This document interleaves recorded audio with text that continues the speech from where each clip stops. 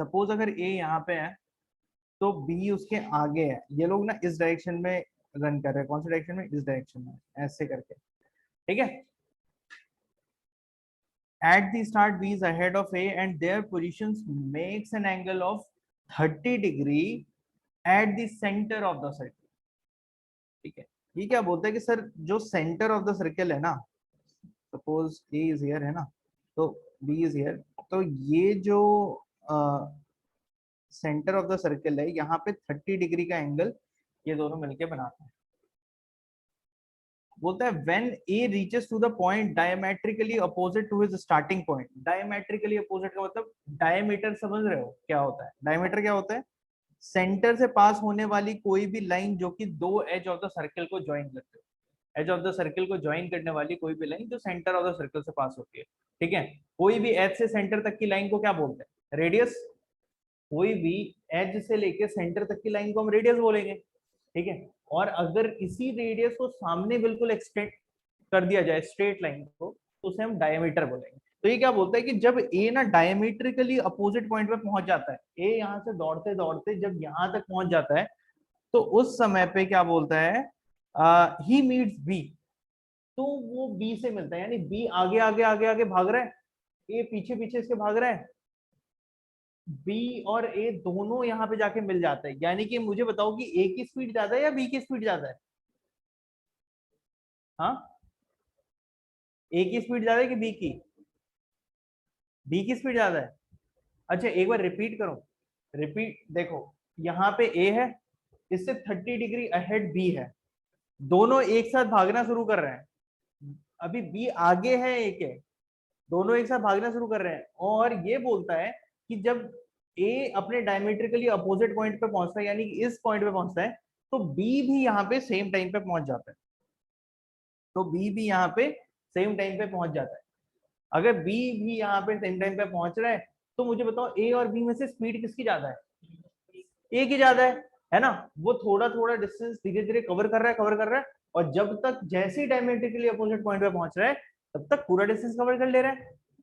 यानी कि same time में, सेम टाइम में ये दोनों की स्पीड का रेशियो बोल रहा है ना भाई, स्पीड, स्पीड का रेशियो, यानी स्पीड इज इक्वल टू क्या होता है? Speed is equal to distance upon time. Time तो यार सेम है, टाइम सेम है। अगर टाइम सेम है, if टाइम इज सेम यानी कि कांस्टेंट, तो इसका मतलब स्पीड का जो भी रेशियो होगा वो डिस्टेंस के रेशियो के बराबर होगा। क्यों? क्योंकि स्पीड जो है वो डायरेक्टली प्रोपोर्शनल टू डिस्टेंस है। डायरेक्टली प्रोपोर्शनल का मतलब क्या होता है? डायरेक्टली प्रोपोर्शनल का मतलब होता है अगर स्पीड बढ़ेगा तो डिस्टेंस भी बढ़ेगा, ठीक है। डायरेक्टली प्रोपोर्शनल का मतलब होता है अगर स्पीड बढ़ा तो डिस्टेंस भी बढ़ेगा, ठीक है। अगर सपोज डिस्टेंस कांस्टेंट रहता, सपोज अगर डिस्टेंस कांस्टेंट रहता तो speed is equal to distance upon time and distance is constant, then in that case speed is inversely proportional to time, ठीक है, क्योंकि डिस्टेंस कांस्टेंट है। इनवर्सली प्रोपोर्शनल का क्या मतलब है? अगर भैया समय कम लग रहा है मतलब स्पीड ज्यादा है, ओब्वियसली ना, तुम्हें अगर यहाँ से घर जाने में कल तुम आधे घंटे में पहुंचे, अगर आज तुम 20 मिनट में घर पहुंच गए इसका मतलब तुम्हारा स्पीड ज्यादा था। यानी कि अगर टाइम कम, यानी कि अगर टाइम कम तो स्पीड ज्यादा, है ना। टाइम कम तो स्पीड ज्यादा, ये बताता है इनवर्सली प्रोपोर्शनल रिलेशन। यानी कि टाइम कम तो स्पीड ज्यादा, और डायरेक्टली प्रोपोर्शनल का मतलब अगर स्पीड बढ़ेगा तो डिस्टेंस भी बढ़ेगा, ठीक है। जनरली जो ऊपर में न्यूमरेटर में रहता है और इस साइड रहता है ना, जब कभी भी न्यूमरेटर में रहे और इस साइड रहे, इन दोनों का हमेशा डायरेक्टली प्रोपोर्शनल रिलेशन होता है, और जो डिनोमिनेटर और इस साइड इसमें रहता है ना वो दोनों इनवर्सली प्रोपोर्शनल होते हैं। इनवर्स यानी ये बढ़ेगा तो ये घटेगा, ये बढ़ेगा तो ये बढ़ेगा। समझ रहे हो? मतलब कि तुम समझो अगर मैं बोलूं टाइम कांस्टेंट है, टाइम कांस्टेंट है, सेम टाइम लग रहा है, सेम टाइम अगर लग रहा है तो मैंने अगर डिस्टेंस बढ़ा दिया, 20 किलोमीटर डिस्टेंस ट्रैवल करना था, एक बंदा 20 किलोमीटर आधे घंटे में कर लेता है, दूसरा बंदा 30 किलोमीटर आधे घंटे में कर लेता है। यानी कि स्पीड किसकी ज्यादा थी? दूसरे बंदे की, जो कि हाँ, जो जिसने कि 30 किलोमीटर का डिस्टेंस सेम टाइम में कवर कर लिया। एक ने 20 किलोमीटर ही कवर किया, एक ने 30 कर लिया। यानी कि स्पीड, अगर डिस्टेंस जिसने ज्यादा कवर की उसकी स्पीड ज्यादा थी, तभी उसने एक ही टाइम में ज्यादा डिस्टेंस ट्रेवल किया ना, समझ रहे हो। तो इस तरीके ये रिलेशन हो गया। चलो अब बैक टू क्वेश्चन। क्वेश्चन क्या बोलता है? क्वेश्चन बोलता है कि भैया ये दोनों ना साथ में जाके मिल जाते हैं डायमेट्रिकली अपोजिट पॉइंट पे। अगर दोनों डायमेट्रिकली अपोजिट पॉइंट पे साथ में मिल रहे हैं, इसका क्या मतलब है कि ए ने कितना डिस्टेंस ट्रेवल किया है? ए ने यहाँ पे ना distance in terms of angle दिया हुआ है, तो हम भी एंगल ले लेते हैं। अगर डायमेट्रिकली अपोजिट पॉइंट पे पहुंचा होगा तो ए ने कितना डिस्टेंस ट्रेवल किया होगा? ए ने ट्रेवल किया होगा इतना, यानी कि 180 डिग्री। कोई शक है इस बात पे? और उसी तरीके से अगर हम बात करें बी का, तो बी यहां से यहां तक पहुंचा है, यहां से यहां तक कितना डिस्टेंस होगा? 180 डिग्री माइनस 30 डिग्री, 30 डिग्री यहाँ पे था, और ये हमें निकालना है। टोटल 180 है, 180 माइनस 30 करेंगे तो 150 आएगा। ठीक है, यानी कि बी ने कितना ट्रेवल किया? 150 डिग्री। यानी हमें पता है कि बी ने 150 ट्रेवल किया और ए ने कितना किया है? 180 डिग्री ट्रेवल किया। अब बोल रहा है ए और बी का स्पीड का ये बताओ। तो ऑब्वियस है ना, टाइम कांस्टेंट है, जो डिस्टेंस का रेशियो होगा वही स्पीड का रेशियो होगा, क्योंकि मैंने पहले बताया था डायरेक्टली प्रोपोर्शनल है। तो इसलिए स्पीड का ratio A is to B का हो जाएगा 180 इज टू 150। ठीक है, अगर 180 इज टू 150 करो, 18 इज टू 15 आएगा, और 3 से कर लो इसको, 3 6 18, 3 5 15, यानी 6 इज टू 5 इसका आंसर हो जाएगा। समझ गए कैसे क्वेश्चन हुआ? चलो शाबाश। अगला किसी ने कुछ डाउट पूछा है क्या ऑनलाइन? यस, अच्छा यश ने पूछा है कि sir question number 10 of ratio and proportion. चलो देखते हैं क्वेश्चन नंबर 10 क्या है। आगे बढ़ जाए, लिख लिया तुम लोगों ने? देख लो, लिख लो फटाफट।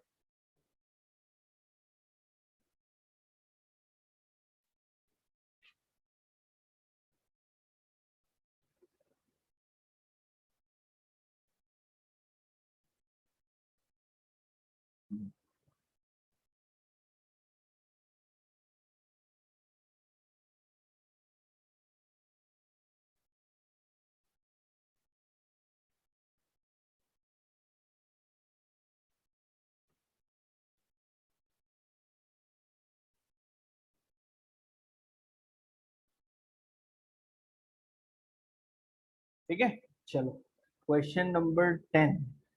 अच्छा, क्वेश्चन नंबर 10 क्या बोलता है? A man takes half the time in rowing a certain distance downstream then upstream.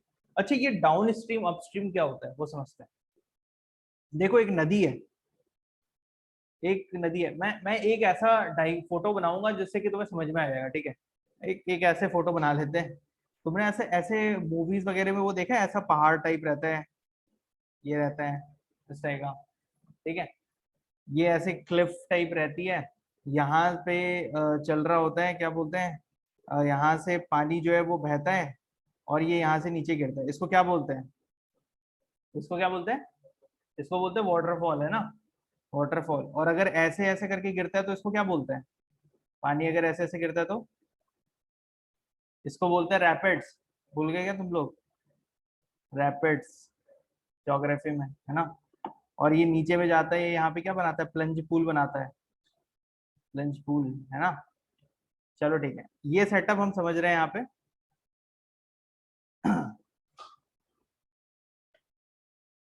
अगर यहाँ पे हम देखें कि कुछ इस टाइप का सिस्टम है, तो ऐसा ले लेते हैं कि यार यहाँ इस तरीके से पानी जो है वो बह रहा है, बहते हुए आ रहा है, और ये वाटरफॉल से नीचे गिर रहा है, ठीक है। वाटरफॉल से नीचे गिर रहा है। अभी सपोज कर लो कि यहाँ पे ना एक बंदा है, यश ने क्वेश्चन पूछा है ना, यश है, यश यहाँ पे बोट चला रहा है। अभी यश बोलता है कि सर मैं बोट जो है इस डायरेक्शन में चला रहा हूँ, नदी का बहाव उसी दिशा में जिस दिशा में यश जा रहा है, समझ रहे हो। अगर सपोज कर लो ये जो वाटर है, जो जो नदी है, उसका जो स्पीड है जिससे कि नदी फ्लो हो रही है, वो स्पीड 10 किलोमीटर पर आवर है, ठीक है। और अपना यश भाई जो है, यश भाई की स्पीड है, इनकी भी स्पीड है 10 किलोमीटर पर आवर। यश 10 किलोमीटर पर आवर से एकदम भागे जा रहा है, भगाए जा रहा है, और नदी खुद भी 10 किलोमीटर से आगे जा रही है। तो दोनों की स्पीड इंक्रीज होगी या डिक्रीज होगी?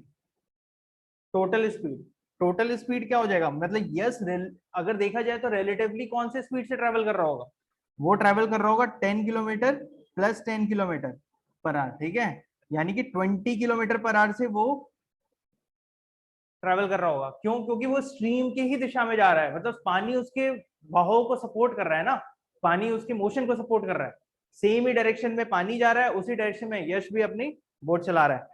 तो वैसे में 20 किलोमीटर पर आवर के स्पीड से यश एक्चुअली जा रहा होगा, ठीक है। और अभी यश किधर जाएगा, नीचे सीधा गिरेगा, ठीक है, यहां से जाके वाटरफॉल से फॉल हो जाएगा। तो जब इसको हम बोलते हैं डाउन स्ट्रीम, क्योंकि देखो ये नीचे की तरफ जा रहा है, समझ रहे हो, इसको कहते हैं डाउन स्ट्रीम फ्लो, यानी कि पानी जिस दिशा में बह रही है उस दिशा में अगर बोट चलाए तो उसे कहते हैं इंग्लिश में डाउन स्ट्रीम। ये वर्ड बहुत ज्यादा यूज होता है मैथ्स में, up stream and down stream. और वही अगर अपोजिट डायरेक्शन में इसने बोट रो किया, यश अचानक से यश यहाँ तक पहुंचता है एज ऑफ द क्लिफ तक, और उसको ध्यान आता है अरे अरे भाई भाई भाई भाई आगे तो गड्ढा है, मैं गिर जाऊंगा, मेरे को पलटना है, वो अपनी नाव पलट लेता है। अब नाव पलट करके यश में कितनी ताकत है, 10 किलोमीटर पर आवर से रो करने की उसकी मैक्सिमम ताकत है। अभी अभी सपोज कर लो कि यश को अचानक से ये चमकता है कि अरे अरे भाई मैं गिर जाऊंगा, तो यश क्या करता है कि यहाँ से अपने बोट को पलटता है। तो हम भी इसके बोट को पहले आगे बढ़ा देते हैं और फिर यहाँ से पलटा देते हैं। तो यहाँ पे जाकर के यश बोलता है कि नहीं नहीं भाई पीछे की तरफ जाना है। नदी का बहाव किस डायरेक्शन में है, नदी का बहाव इस डायरेक्शन में है, कितने 10 किलोमीटर पर आवर। यश भाई कितने मैक्सिमम स्पीड से चला सकते हैं, 10 किलोमीटर पर आवर, ठीक है। अब 10 किलोमीटर से नदी इस साइड पुश करेगी और यश इस साइड पुश करेगा, मुझे बताओ यश आगे बढ़ पाएगा क्या, वहीं का वहीं खड़ा रह जाएगा, बोलेगा अरे अरे अरे बचो बचो, ऐसे ऐसे वहीं पे चलता रहेगा, ठीक है। तो ऐसा सिचुएशन हो जाएगा, इसको बोलते हैं अप स्ट्रीम फ्लो, यानी कि तुम क्या कर रहे हो, अपोजिट डायरेक्शन में जा रहे हो। अगर यश को अगर यश को इस डायरेक्शन में आगे बढ़ना है, मतलब वाटरफॉल के डायरेक्शन से पीछे की तरफ जाना है ना, सेफ डायरेक्शन में जाना है, तो यश की स्पीड वाटर की स्पीड से ज्यादा होनी चाहिए कि कम होनी चाहिए, ज्यादा होनी चाहिए, है ना। तो इसलिए कभी भी अगर अपस्ट्रीम मोशन हो तो उसके लिए हमें एक कंडीशन ये है कि ये मोशन पॉसिबल होने के लिए हमेशा जो बोट है, बोट की स्पीड हमेशा होनी चाहिए ज्यादा और वाटर की स्पीड होनी चाहिए कम, तब अपस्ट्रीम एंड डाउनस्ट्रीम दोनों मोशन पॉसिबल होगा। अगर बोट की स्पीड कम रही तो डाउनस्ट्रीम मोशन तो हो जाएगा, क्योंकि सेम ही डायरेक्शन में अगर बोट खड़ी भी रही तो भी बह जाएगी पानी के साथ, ठीक है। लेकिन अगर उल्टे डायरेक्शन में जाना है तो हमेशा बोट की स्पीड ज्यादा होनी चाहिए, यानी अपस्ट्रीम स्पीड हमेशा ज्यादा होनी चाहिए।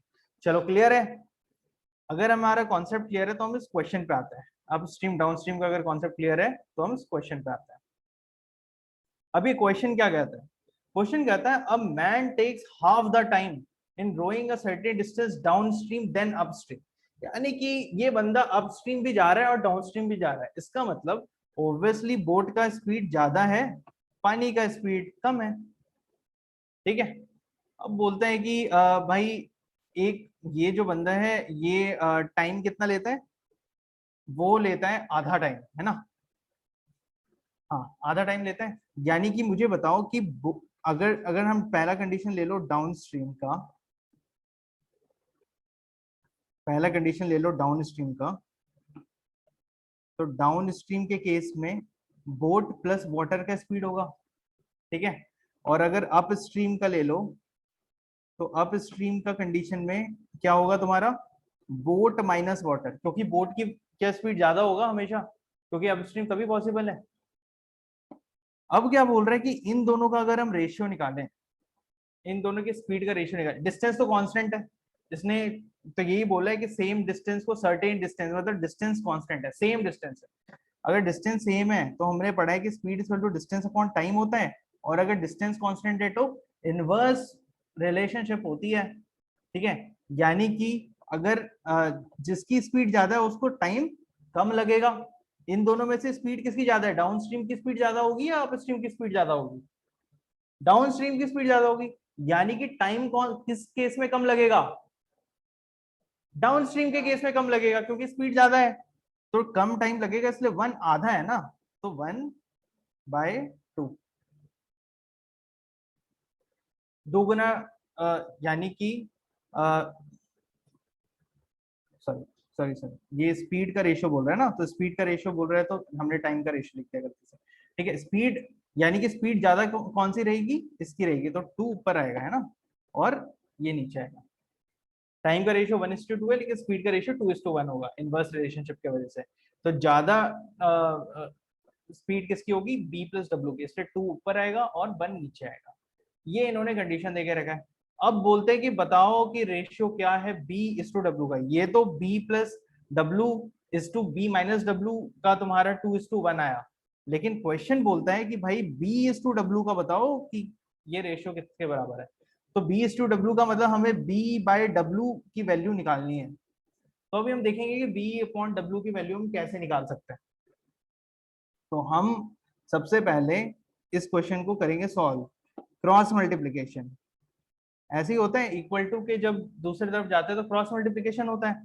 तो क्रॉस मल्टीप्लीकेशन मतलब 1 से B प्लस डब्ल्यू, अगर इसको मल्टीप्लाई करेंगे तो B प्लस डब्ल्यू आएगा, 1 multiplied by B plus W, और इसको हम इस साइड भेज देते हैं, यानी 2 multiplied by B minus W. ठीक है, इसको this is multiplied by 1 and this is multiplied by 2 multiplied by B minus W. Clear है यहाँ तक?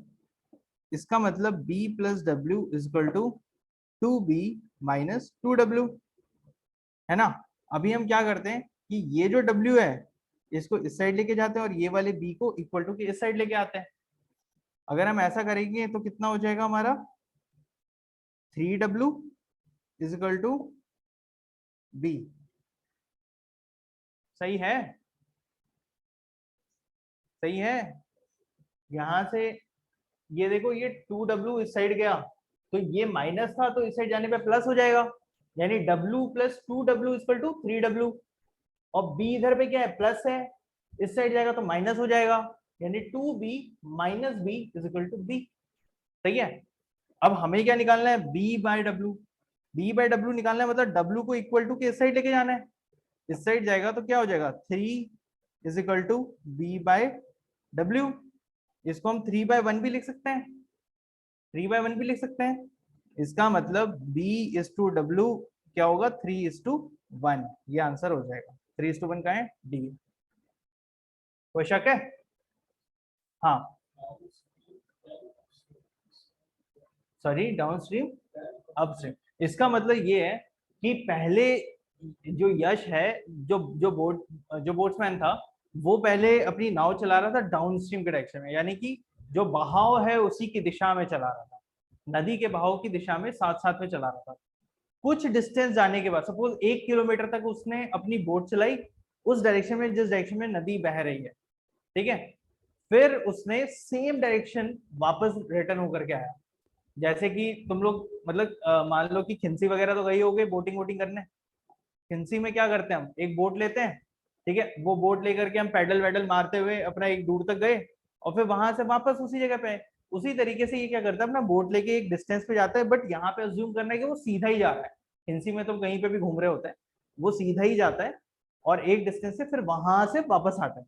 तो जब खिंसी में क्या है, पानी का बहाव नहीं है, वो कांस्टेंट है, एक जगह पे है ना पानी। लेकिन नदी में तो पानी बहता रहता है ना। वो तो हिमालय से गंगा निकल रही है तो वो तो बे ऑफ बंगाल में जाके गिरेगी, है ना। तो वो तो एक डायरेक्शन में फ्लो हो रही है ना, उसकी एक वेलोसिटी है जिससे वो फ्लो हो रही है, उसकी एक नेचुरल फ्लो रेट है। तो वही फ्लो रेट के साथ अगर जो बोट है वो चलता जाए, तो उसने ये बोला कि वो उसी फ्लो के साथ वो कुछ डिस्टेंस तक गया, 1 किलोमीटर तक गया, और फिर यहां से वापस आया। तो जब पहली बार जा रहा था तो स्पीड उसमें वाटर का भी ऐड हुआ, और जब लौट रहा था तो उसमें वाटर का स्पीड माइनस हो रहा था, क्योंकि अपोजिट में चल रहा था, वो ताकत लगा रहा था। यश, क्लियर है क्वेश्चन?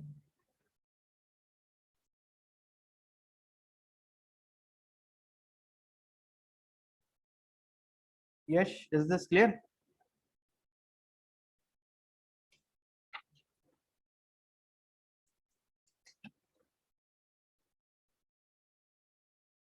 चलो फिर हम नेक्स्ट क्वेश्चन पे मूव करते हैं। हमारा नेक्स्ट क्वेश्चन है एलसीएम एंड एचसीएफ पे, मतलब नेक्स्ट टॉपिक है एलसीएम एंड एचसीएफ। नोट कर रहे होगे तुम लोग? नोट कर रहे हो तो कर लो।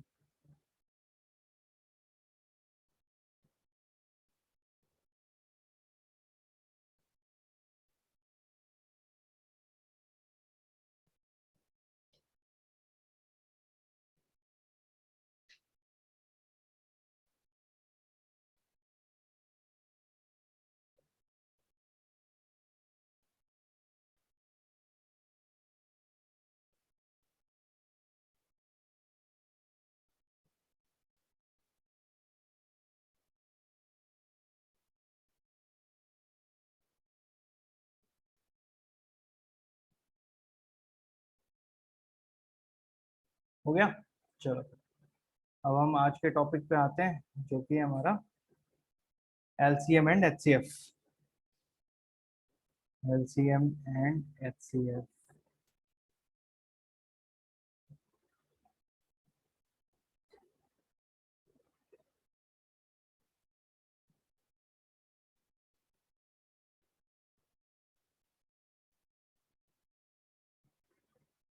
ठीक है, एलसीएम एंड एचसीएफ की तरफ बढ़ते हैं।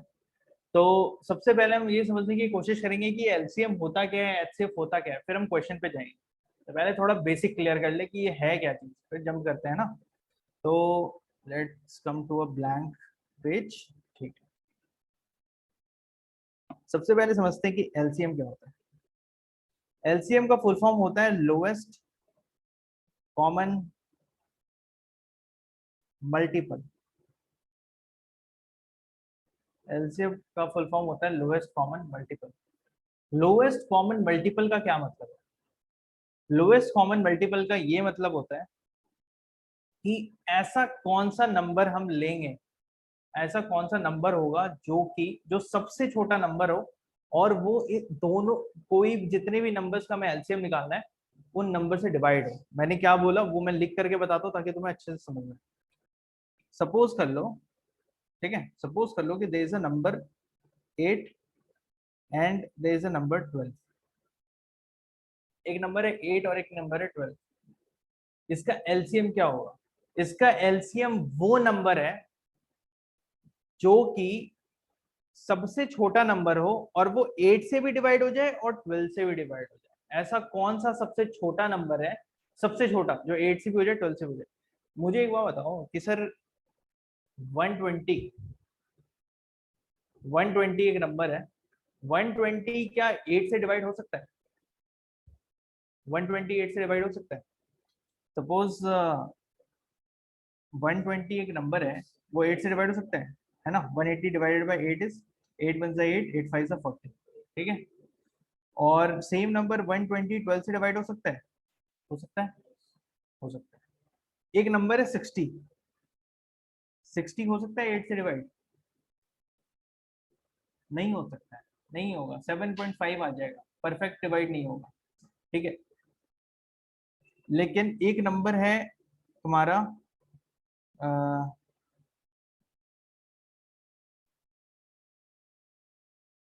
सपोज दूसरा नंबर है तुम्हारा 240।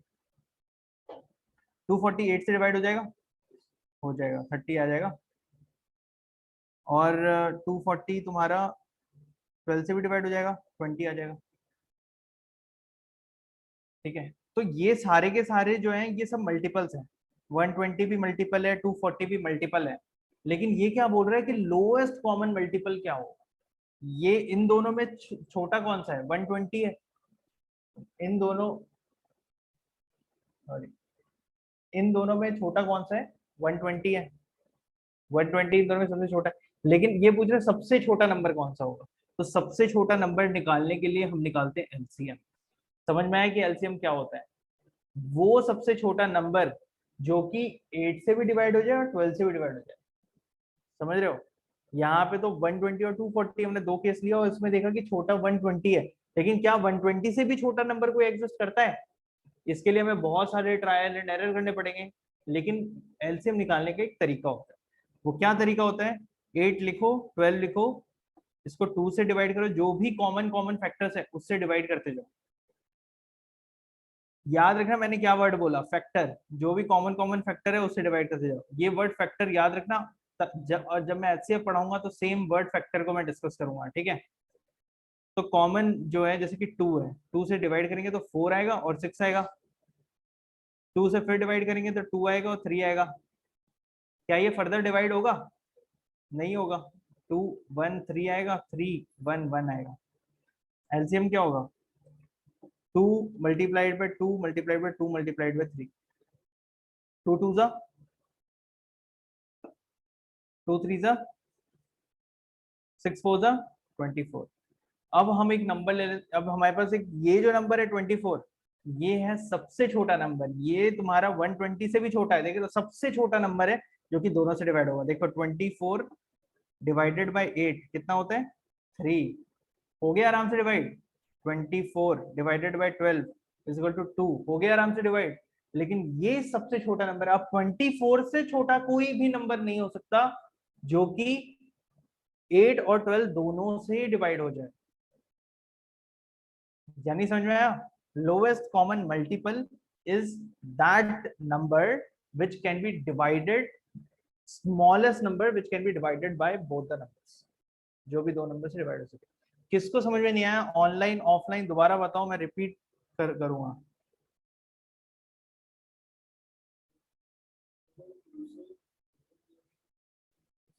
सॉरी, 2 से डिवाइड होना बंद हो गया। हाँ बिल्कुल ले सकते हो,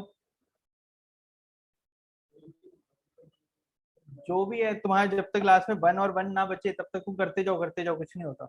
जहां तक कॉमन हो रहा है तो दोनों को कर रहे हैं, जब कॉमन होना बंद हो गया, जैसे कि यहाँ पे 2 और 3 आया तो मैंने बस 2 से किया तो 1 बचा, यहाँ पे 3 रह गया, क्योंकि 3 तो 2 से नहीं होता, फिर 3 से किया 1 और 1 हो गया। जब तक 1 और 1 लास्ट में ना आए तब तक के लिए करो, और फिर यहाँ पे आए हुए सारे नंबर को मल्टीप्लाई कर दो। समझ गए? चलो, अगर एलसीएम का कॉन्सेप्ट क्लियर है तो हम एचसीएफ पे आते हैं।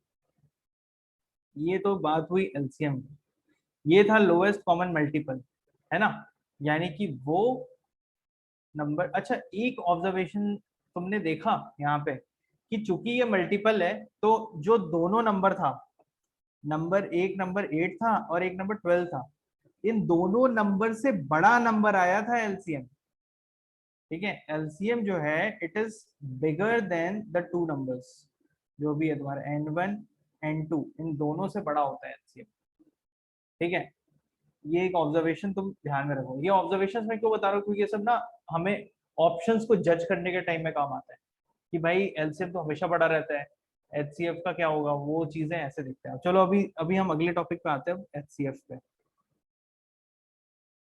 अगर हम बात करें एचसीएफ, एचसीएफ बोलता है हाईएस्ट कॉमन फैक्टर,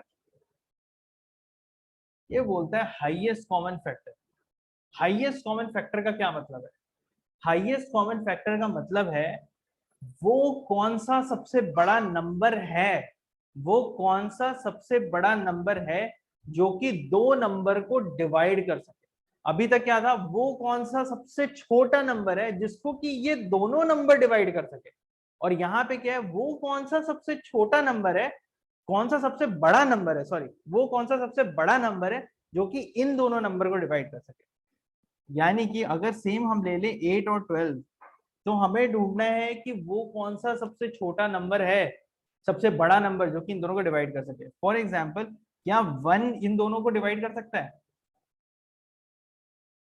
8 और 12 दोनों 1 से डिवाइड हो सकते हैं? हो सकते हैं, कोई भी नंबर 1 से डिवाइड हो सकता है। ऐसा कौन सा नंबर है जो 1 से डिवाइड नहीं हो सकता? डिवाइड करने पे सेम आंसर आएगा। क्या ये दोनों नंबर 2 से डिवाइड हो सकते हैं? हो सकते हैं।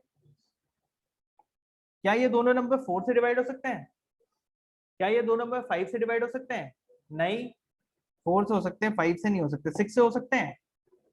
6 से हो जाएंगे दोनों नंबर, एक ही होगा, लेकिन हमें तो दोनों दोनों का चाहिए, है कि नहीं? तो 6 नहीं नहीं 7, क्या लगता है बॉस? 7 से हो सकता है? नहीं। 8, 8 से दोनों नंबर हो सकता है? एक ही नंबर होगा, दोनों थोड़े होगा, हमें दोनों नंबर का देखना है ना। 8 से नहीं हो सकता, 9 से नहीं हो सकता, 10 से नहीं हो सकता। अब तो खत्म ही हो गया ना, 8 से तो बड़े नंबर से हो ही नहीं सकता। यानी कि हमारे पास 3 नंबर है जिससे ये हो पा रहा था, 1 2 और 4। अब ये क्या बोल रहा है, हाईएस्ट कॉमन फैक्टर की बात कर रहा है, तो इनमें से सबसे बड़ा नंबर कौन सा है? 4। ठीक है, ये जो 4 है वो सबसे बड़ा नंबर है, तो ये आंसर होगा एचसीएफ। यानी एचसीएफ बात करता है, देखो 1 भी फैक्टर है, ठीक है, 1 भी फैक्टर है इन दोनों का, क्योंकि 1 इन दोनों को डिवाइड कर सकता है, 2 से भी ये दोनों डिवाइड हो सकते हैं। लेकिन ये हाईएस्ट बोल रहा है, सबसे बड़ा कौन सा नंबर है जिससे कि ये दोनों डिवाइड हो जाए, तो वो होगा 4। समझ गए एचसीएफ क्या होता है? एचसीएफ निकालने का क्या तरीका होता है? क्या इस तरीके से हम करेंगे तो भाई नानी याद आ जाएगी हमें। हमें तो हमें तरीका देखना है कि किस तरीके से हम इसे कर सकते हैं। एचसीएफ निकालने का क्या तरीका होता है, ठीक है, इसको भी नोट कर लेना सर। एचसीएफ निकालने का तरीका ये होता है कि जो दो नंबर होता है उसमें से जो सबसे जो छोटा नंबर है, 2 नंबर हो 3 नंबर हो जितने भी नंबर हो, पहले मैं 2 नंबर का बताता हूँ फिर 3 नंबर का भी बताऊंगा, ठीक है। जो सबसे छोटा नंबर है उसको उठा लो, ठीक है, और उससे बड़े नंबर को करो डिवाइड और रिजल्ट लिखो इस तरफ, ठीक है। 8 और 12 इसको 8 से करो 12 को डिवाइड, क्या होगा 8 वन जा 8, रिमाइंडर कितना बचा 4। अब ये जो 4 है ना इससे डिवाइड करो तुम जो ऊपर वाला डिवाइजर है ना उसको, ये जो तुम्हारा ऊपर वाला डिवाइजर था वो यहाँ आ जाएगा 8, समझ गए।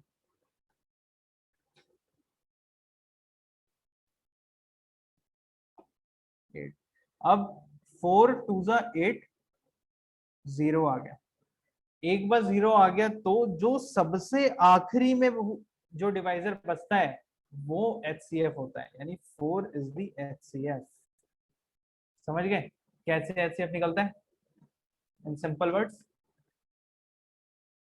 This is the highest common factor. Clear है, किसी को डाउट है, तुम्हें डाउट है, क्या नाम है तुम्हारा, निखिल, चलो गुड।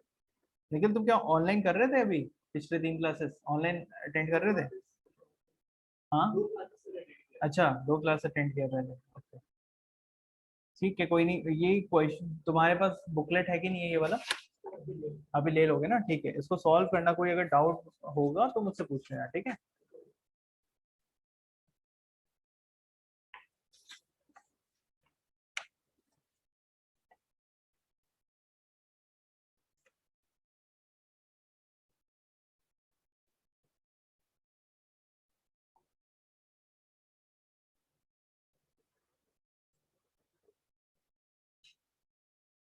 हाँ आ, नहीं इसमें क्या होता है, हाँ हाँ हाँ, क्योंकि बड़े नंबर को से तो तुम डिवाइड नहीं कर पाओगे ना, छोटे नंबर को करोगी कैसे, नहीं कर पाओगे, इसलिए बड़ा ही नंबर हमेशा डिवाइड होगा ना इसलिए। और सेकंड वाले स्टेप में क्या है कि जो रिमाइंडर आया उससे डिवाइड करेंगे किसको, जो ऊपर वाला डिवाइजर है उसको, ठीक है। अगर इसमें तीसरा स्टेप भी एक और होता, सपोज सपोज सपोज कि यहाँ पे 8 की जगह 9 बचता, या अच्छा कुछ ले लेते हैं, ठीक है, सपोज हाँ ठीक है चलो 9 बचता 8 की जगह, तो 4 टू जा 8 होता, यहाँ पे 1 आता। अब ये 1 जो है वो किससे डिवाइड होता, 4 से, है ना, ये वाले स्टेप वाला यहाँ आता और फिर ये डिवाइड होता, समझ गए। तो जो 4 है, हाँ HCF, हाँ HCF फिर 1 आ जाएगा, इसका इसका HCF 1 आ जाएगा, जो सबसे लास्ट में डिवाइजर, सबसे लास्ट वाले स्टेप का डिवाइजर होता है ना, वो आंसर हो जाता है, ठीक है। चलो शाबाश।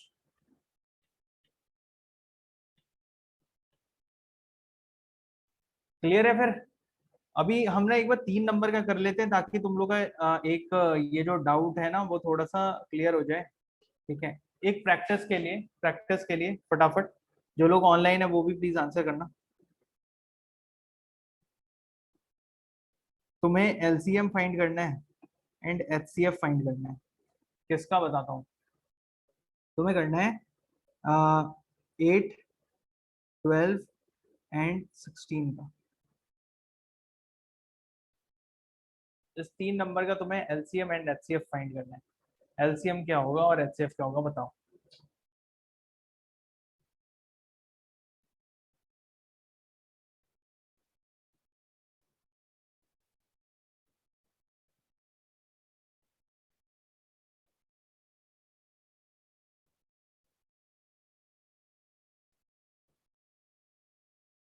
एलसीएम तो निकल गया होगा, एलसीएम क्या आया, अगर इसका एलसीएम निकालना हो 8, 12 और 16 का, तो एलसीएम क्या होगा, 2 से डिवाइड करो 4, इसको डिवाइड करो 6, इसको डिवाइड करो 8, ठीक है। और फिर ये फर्दर 2 से डिवाइड होगा 2, 3, 4, फर्दर 2 से डिवाइड होगा 1, 3, 2, 3, 1, 1, 2, 2, 1, 1, 1, है ना, यानी 2 multiplied by 2 multiplied by 2 multiplied by 3 multiplied by 2, 4, 6 and 2, 4 6 are 24 multiplied by 2 is 48। तो एलसीएम तो आ गया हमारा 48, 48 एलसीएम आया। अब एचसीएफ कैसे निकालेंगे इसका? एचसीएफ भी कैसे निकालेंगे हम? एचसीएफ निकालेंगे, सबसे पहले लेंगे 8 और लेंगे 12। 8 को पहले मैं 12 से डिवाइड करूंगा, ठीक है? ध्यान देना एचसीएफ के प्रोसेस पे, ध्यान देना। एलसीएम अभी छोड़ दो, अभी छोड़ दो, एलसीएम बहुत आसान है, फर्जीवाड़ा है बिल्कुल एलसीएम। एचसीएफ जो है वो है डॉन, ठीक है? तो एचसीएफ कैसे निकलेगा? 8 1 जा 8, बचा कितना? 4। फिर 4 से यहाँ पे क्या लिखूं मैं? क्या लिखूं?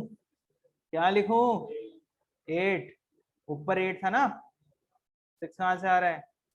फिर 4 2 जा 8, 0, खत्म हो गया, ये तो खत्म हो गया। अब क्या बचा इसमें? 4 एचसीएफ आया।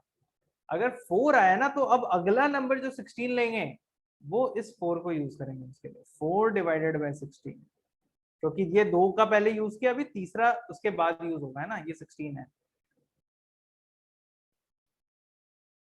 तो 4 4 जा 16, 0, डायरेक्ट खत्म। यानी कि एचसीएफ क्या आएगा? 4 ही आ रहा है, 4 ही आ रहा है एचसीएफ, ठीक है? तो इस तरीके से हम एचसीएफ एलसीएम निकालेंगे। चलो नोट कर लो, ठीक है? 15 सेकेंड का टाइम है, फिर मैं डिलीट करता हूँ और हम फर्स्ट क्वेश्चन पे चलते हैं।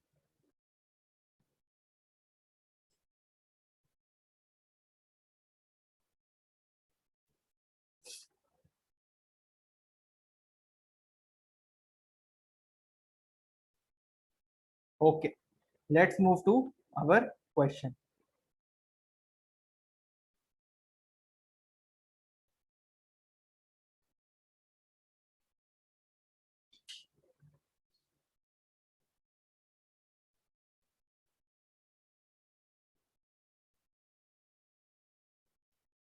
चलो पहला क्वेश्चन है, क्वेश्चन क्या बोलता है कि sir there is a bell that rings every 18 minutes, a bell rings every 18 minutes, a second bell rings every 24 minutes, a third bell rings every 32 minutes, ठीक है? if the three bell if all the three bell ring at the same time at 8 o'clock in the morning, at what time will they all ring together? Question समझने के लिए मैं एक बार तुम्हें समझा देता हूँ। क्वेश्चन ये बोल रहा है कि मान लो एक स्कूल है, ठीक है? उस स्कूल में 3 क्लास है, एक है फर्स्ट क्लास, एक है सेकंड क्लास और एक है थर्ड क्लास, ठीक है? ये 3 क्लासेस है। अब 8 बजे स्कूल शुरू होता है, तो जब शुरू होता है स्कूल तो घंटी बजती है उस समय 8 बजे, फिर प्रेयर टाइम होता है, ये सब। तो सबसे पहले इन तीनों क्लास के लिए ना अलग अलग घंटियां हैं, क्योंकि फर्स्ट क्लास के बच्चे अगर 1 घंटे उनको किसी लेक्चर में बैठाए तो वो तो बोर हो जाएंगे, वो तो सो भी जाएंगे एकदम आराम से, है ना? उसके बाद सेकेंड क्लास में थोड़ा सा ज्यादा टाइम हुआ होता है, एक पीरियड, और थर्ड क्लास में पीरियड का ज्यादा टाइम होता है। तो फर्स्ट क्लास में क्या बोलते हैं कि पहली बार तो 8 बजे सबका बराबर घंटी बजता है, सब साथ में शुरू होते हैं। फर्स्ट क्लास की घंटी 18 मिनट में बज जाती है, यानी 8:18 पे पहली घंटी फर्स्ट क्लास की बज जाएगी। 8:18 पे पहली घंटी क्लास फर्स्ट की बज जाएगी। क्या बोलता है? Second bell rings every 24 minute. इसी तरीके से 18 घंटे के बाद फिर 18 मिनट के बाद दूसरी घंटी बजेगी, उसके 18 मिनट के बाद तीसरी घंटी, उसी तरह 18 मिनट के बाद चौथी घंटी, ऐसे ऐसे 18 मिनट के बाद इनकी घंटियां बजती जाएगी, पीरियड्स इनके चेंज होते जाएंगे। सेकेंड क्लास में क्या बोलते हैं कि पहली घंटी 24 मिनट के बाद बजती है, उसी तरीके से 24 मिनट के बाद अगली घंटी अगली घंटी अगली घंटी बजेगी। उसी तरह थर्ड क्लास में क्या होता है, कितने देर के बाद बजती है? 32 मिनट के बाद। 32 मिनट के बाद पहली घंटी बजती है, फिर उसी तरह 32 मिनट के बाद घंटियां बजेंगी। क्वेश्चन क्या बोल रहा है? At what time all of them ring together. अब बोल रहा है कि कौन सा दूसरा other, at what other time, दूसरा कौन सा समय? 8 बजे एक बार साथ में बजी थी तीनों घंटियां, अब एक बार और ऐसा कौन सा समय आएगा जब ये तीनों घंटियां साथ में बज रही हो? जबरदस्त है ना केस स्टडी। सोचो अगर ऐसा कैलकुलेशन करना हो कि एक बार बजी है घंटी उसके बाद अलग अलग टाइम पे बज रही है, अब साथ में दोबारा कब बजेगी कि सबकी घंटी टन टन टन टन साथ में बजेगी, कैलकुलेट करो। और उस पर्टिकुलर स्कूल को क्या डिसाइड करना है पता है, उस स्कूल को ये डिसाइड करना है कि मेरे को जिस समय पे इन तीनों की घंटियां साथ में बजे उस समय पे स्कूल की वो छुट्टी। समझे कितना अच्छा चीज है। तुम अगर आईएएस ऑफिसर हो गए, तुम्हें ऐसा कुछ कैलकुलेट करना हो कि भाई टाइम शुरू हो सबका अलग अलग हो लेकिन खत्म साथ में, है ना। चलो कैलकुलेट करो कि वो कौन सा टाइम है जिसके बाद ये तीनों घंटियां साथ में बजेगी, कैसे कर सकते हैं इसको।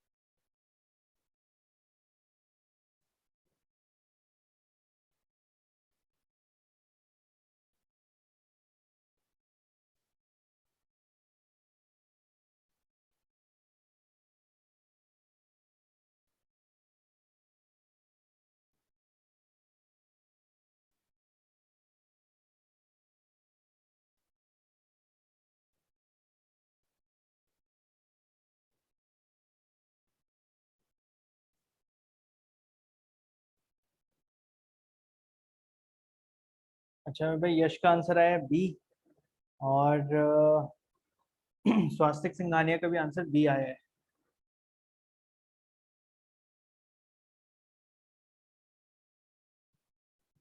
ठीक है, चलो देखते हैं इस क्वेश्चन को हम कैसे कर सकते हैं। देखो, इस क्वेश्चन को ना ऐसे बनाने के लिए मत बैठा कि भाई मैं 18 18 ऐड करता हूँ 24 24, गड़बड़ हो जाएगा, ठीक है।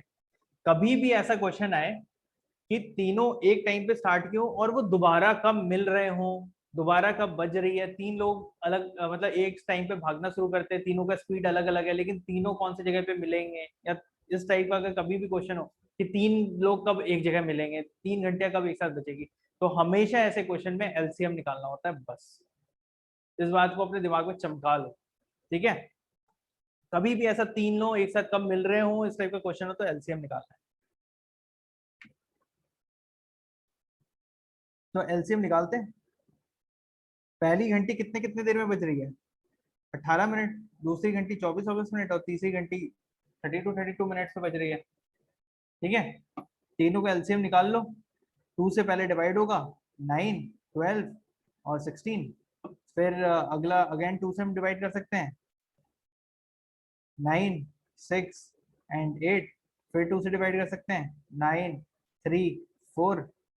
और फिर 3 से डिवाइड कर सकते हैं, 3, 1, 4। फिर 3 से डिवाइड कर सकते हैं, 3, 1, सॉरी 1, 1 एंड 4। लास्ट में 4 बचा तो 4 से डिवाइड कर दो, या फिर 2 और 2, तुम्हारी जैसी इच्छा है। मैं तुम्हें एकदम छोटा सा इसलिए बताता हूँ एक एक स्टेप करके, ताकि तुम्हें क्लियर हो, कॉन्सेप्ट क्लियर हो, स्पेशली जो नॉन मैथ्स बैकग्राउंड के, मैथ्स जिनको पसंद नहीं है उसके लिए एकदम छोटा छोटा छोटा छोटा करके बता रहा हूँ। नहीं तो मैं तो इसको 2 2 करता ही नहीं, मैं सीधा 4 से 8 से डिवाइड करता डायरेक्ट, ठीक है। लेकिन मैं तुम लोग के लिए, ताकि समझ में आए कि हम कैसे कर रहे हैं उसके लिए बता रहा हूँ, ठीक है। तो अगर हम इसका अब एलसीएम निकाले तो एलसीएम क्या आएगा, 2 multiplied by 2 multiplied by 2 multiplied by 3 multiplied by 3 multiplied by 4। 2 2 जा 4, 2 3 जा 6, 3 4 जा 12, 4 6 जा 24, 24 मल्टीप्लाइड बाई 12। इसको हम लिख सकते हैं 12 मल्टीप्लाइड बाई 2 मल्टीप्लाइड बाई 12। 12 का स्क्वायर कितना होता है, 144, मल्टीप्लाइड बाई 2 इज 288, ठीक है। 288 आ गया।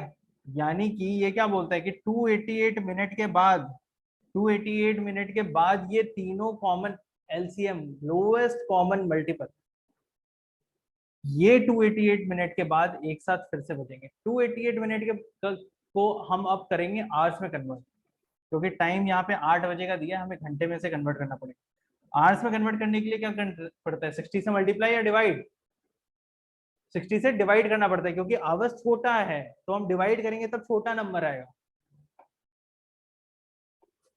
करो इसको डिवाइड, पहले 144 30, ठीक है। ये नंबर 3 से डिवाइड हो सकता है क्या 144? कैसे पता चलेगा कि कोई भी नंबर 3 से डिवाइड हो सकता है कि नहीं? इन तीनों के इसको ऐड कर देते, 4 + 4 8 + 1 9, अगर 9 9 मतलब 3 से डिवाइड हो सकता है 9, इसलिए ये नंबर डिवाइड हो सकता है। तो अब हम आगे बढ़ते हैं, 3 से डिवाइड करते हैं इसको। तो 3 से अगर हम डिवाइड करते हैं तो कितना आता है? ये 10 नीचे रहने दो, 3 से डिवाइड करो।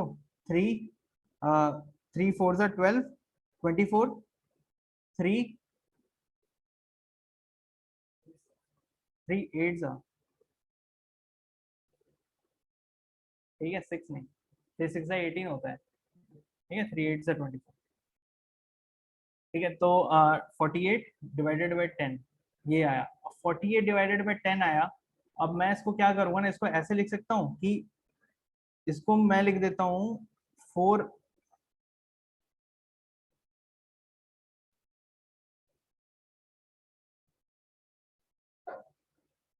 एक्चुअली इसमें ना थोड़ा सा गड़बड़ हो जाएगा। पता है क्या गड़बड़ होगा? इसमें गड़बड़ ये होगा कि हमें इसको आवर्स को मिनट में कन्वर्ट, मिनट्स को आवर में कन्वर्ट करना है, और घड़ी की तरह हमें चाहिए, या पॉइंट पॉइंट में आंसर नहीं चाहिए। अगर घड़ी की तरह चाहिए ना तो ये तरीका गलत है। हम किस तरीके से करेंगे वो देखो। यहाँ पे हमारा 288 आंसर आया था, बिल्कुल इसको हम 60 से डिवाइड करेंगे, लेकिन 60 से डिवाइड ऐसे कट कट करके नहीं करेंगे, 60 से हमें से डायरेक्ट डिवाइड करना पड़ेगा। यानी कि 60 मल्टीप्लाइड बाय 4 कितना होता है? 6 6 4 24, 240 होता है। यानी कि सीधा इसको हम लिख सकते हैं 4 घंटा। 4 घंटे में 240 मिनट हो गए। 4 घंटे में 240 मिनट हो गए, कितने मिनट बचे? 288 माइनस 240, कितना बचा? 48। यानी कि 4 आवर 48 मिनट्स, ऐसे निकालना पड़ेगा। समझ में आया? तो ऐसे डिवाइड नहीं हो सकता। तो कभी भी अगर घड़ी के मतलब ये, चूंकि यहाँ पे आंसर देख रहे हो किस टाइप से है ना, टाइम के फॉर्मेट में, टाइम के फॉर्मेट में हो ना, तो कभी ऐसे कट कट करके एकदम लास्ट में नहीं आना, क्योंकि मैं पॉइंट पे थोड़े निकालना है यहाँ, तो टाइम यहाँ तो मैं टाइम के टर्म में निकालना है। इससे हम 60 से डायरेक्ट डिवाइड करेंगे। तो 60 4 240 होता है, तो 4 आवर 48 मिनट्स। तो 4 आवर 48 मिनट्स के बाद दोबारा ये तीनों घंटी एक साथ बजेगी। यानी कि अगर 8 बजे एक साथ बजी थी, तो अब कितने बजे बजेगी? 12:48 पे। 12:48 बी आंसर है। 12:48 पे एक बार फिर से बजेगी। क्लियर है? चलो good, very good Yash and स्वास्तिक।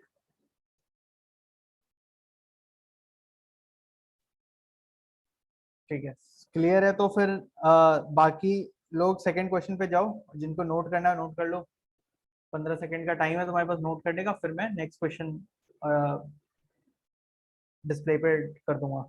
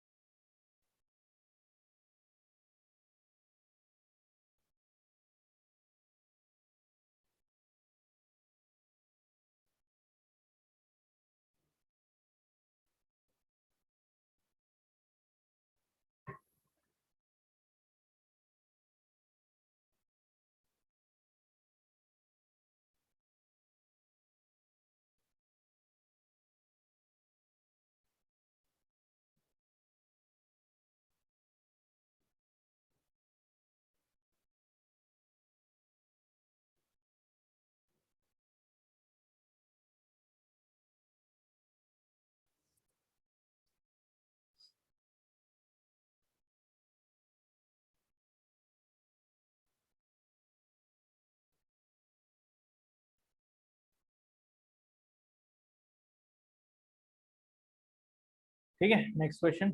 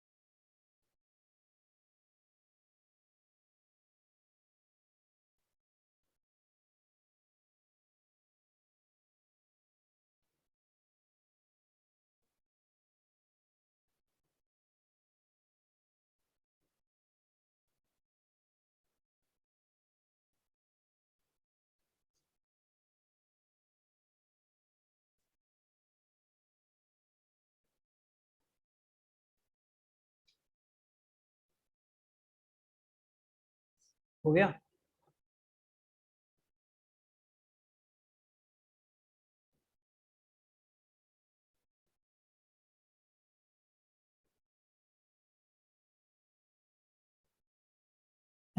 यश का आंसर आया सी, एक आंसर आया मेरे पास।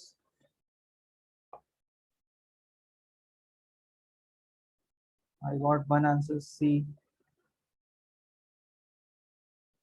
पता है बात ये है कि कोई अगर आंसर दे तो मैं ये भी नहीं बता सकता कि सही है या गलत, क्योंकि आंसर मेरे पास खुद नहीं है।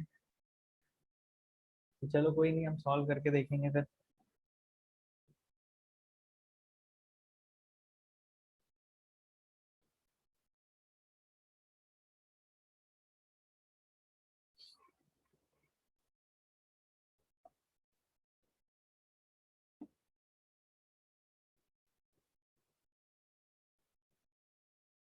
ठीक है, स्टार्ट करते हैं। ओके, देखो ये क्वेश्चन क्या बोलते हैं। ये बोलते हैं कि भाई इस ये क्वेश्चन है एक परफेक्ट पैलेस का क्वेश्चन। परफेक्ट पैलेस क्या होता है? एक सपोज कर लो कि हमारे पास ये क्लासरूम हमें दिख रहा है यहाँ पे। ये क्लासरूम क्या स्क्वायर शेप का है? परफेक्ट स्क्वायर तो है नहीं, ठीक है। और दूसरा, सपोज ये दीवार नहीं भी रहती, ये पूरा कंप्लीट भी होता तो भी एक रेक्टेंगुलर शेप का होता, लेकिन इसमें टाइल्स लगे हैं कौन से शेप के? Square, exact square. इसने क्या बोला कि भाई अब हमारे घर में क्या होता है, टाइल्स बने हुए रहते हैं, हम दुकान जाते हैं और दुकान से खरीद के लेके आते हैं, और जो मिस्त्री होता है उसको बोलते हैं कि भाई तू लगा दे घर। तो जो लेबर है वो फिट कर रहा होता है उसको, और लास्ट में अगर स्क्वायर टाइल्स बच जाते हैं तो वो देखो कैसे एजेस पे कट कट करके उन्होंने लगा दिया है ना, कॉर्नर में फिट करने के लिए। कॉर्नर में स्क्वायर नहीं लगाया, वो कट कर दिया उन्होंने, क्योंकि परफेक्ट स्क्वायर नहीं था। लेकिन अगर तुम प्रेसिडेंट के पैलेस में जाते हो, जो अपना राष्ट्रपति भवन है, तुम्हें जो स्क्वायर है ना टाइल्स लगे हुए, वो परफेक्ट मिलेंगे हर एक जगह, कहीं कटा हुआ नहीं मिलेगा, सेम टू सेम। क्यों? क्योंकि वो साइज का स्क्वायर ऑर्डर होकर के आता है कि इसी साइज का स्क्वायर चाहिए। ठीक है, अगर तुम एक आईएएस हो, समथिंग लाइक दैट, एक सिचुएशन तुम्हारे सामने आता है जिसमें कि तुम्हें ऐसा बोलते हैं कि भाई ये है सर, ये बिल्डिंग है, ये मेट्रो स्टेशन है, यहाँ पे हमें बनाना है और तुम्हें उसको सुंदर बनाना है। तुम एक अच्छा आईएएस हो, तुम्हें नहीं कहा है भाई टाइल्स लगा दे, कट कर दे, नहीं, हमें परफेक्ट बनाना है। किसी चीज को परफेक्ट अगर बनाना हो तो वो आईएएस क्या करेगा पता है? वो निकालेगा कि सबसे बड़ा जो टाइल्स है उसका, यहाँ पे क्वेश्चन में क्या बोलता है कि ये बोलता है कि जो find the side of largest possible square slab, वो बोलते हैं कि सबसे बड़ा स्क्वायर स्लैब का क्या साइज हो सकता है जो कि एक रूम में आ सके, जिसका कि जो कि 2 मीटर 50 सेंटीमीटर लॉन्ग है और 1 मीटर 50 सेंटीमीटर ब्रॉड है। ये रूम का इन्होंने लेंथ एंड ब्रेथ दिया हुआ है, और बोला है कि इसमें सबसे बड़ा स्क्वायर कौन सा लगे जो कि उससे पूरा रूम भरना चाहिए। साइज निकालो उस स्क्वायर का, ठीक है, जिससे कि वो रूम भर जाए। सबसे बड़ा क्या हो सकता है? सबसे छोटा तो पिद्दी पिद्दी से स्क्वायर लगा दे हर जगह पे तो हो भी जाए, लेकिन ये बोला सबसे बड़ा कौन सा हो। Also find the number of such slabs to pave the room, और बोल रहे कि और कितने ऐसे स्लैब्स लगेंगे इस रूम में लगाने के लिए। ये क्वेश्चन तो बहुत अच्छा क्वेश्चन है। रूम दिया है परफेक्ट स्क्वायर, सबसे बड़ा स्क्वायर शेप का टाइल्स, और कितने टाइल्स लगेंगे। तो इस क्वेश्चन को करने के लिए सबसे पहले तो ये बोला सबसे बड़ा स्क्वायर, तो यानी कि हम निकालेंगे हाईएस्ट कॉमन फैक्टर HCF। ठीक है, तो यहाँ निकलेगा HCF। HCF कैसे निकलेगा? रूम का लेंथ कितना दिया है? लेंथ दिया है 2 मीटर 50 सेंटीमीटर। 2 मीटर का मतलब 2 × 100 यानी 200 centimetre, plus 50 centimetre which is equal to 250 centimetre. ये हो गया लेंथ। अभी हम ब्रेथ की बात करते हैं। ब्रेथ की अगर हम बात करें तो ब्रेथ कितना दिया है? 1 मीटर यानी 100 centimetre, 100 centimetre plus 50 centimetre which is equal to 150 centimetre. ठीक है, तो मैंने मीटर मीटर को सेंटीमीटर में कन्वर्ट कर लिया। ठीक है, 2 metre 50 centimetre is 250 centimetre, 1 metre 50 centimetre is 150 centimetre. ठीक है, अब हमारा ये कन्वर्ट हो गया। अब हम निकालेंगे इसका HCF। HCF अगर निकालेंगे तो कैसे निकलेगा? 150 डिवाइडेड बाय 250, तो 150 वन जा 150। ठीक है, कितना बचेगा यहाँ पे? 100। फिर डिवाइड करेंगे 150 को, ऐसे ही करते हैं ना, ऊपर वाले को फिर नीचे डिवाइड करते हैं। 100 वन जा 100 अगेन, फिर बचेगा कितना 50, फिर 50 को किसको डिवाइड करेंगे 50 से 100 को करेंगे, पिछले बार वाला डिवाइजर 50 टू द 100 0। हमारा एचसीएफ कितना आया 50 यानी 50 सेंटीमीटर। यानी कि हमने आंसर निकाल लिया भाई 50 सेंटीमीटर का अगर स्क्वायर हो जिसका कि 50 सेंटीमीटर साइड हो, स्क्वायर के तो सारे साइड बराबर होते हैं ना, 50 सेंटीमीटर का स्क्वायर का साइज हो तो वो स्क्वायर इस रूम में फिट हो जाएगा, परफेक्ट फिट हो जाएगा 50 सेंटीमीटर का लिया तो अब बोलते हैं find the number of such slabs required to pave the floor.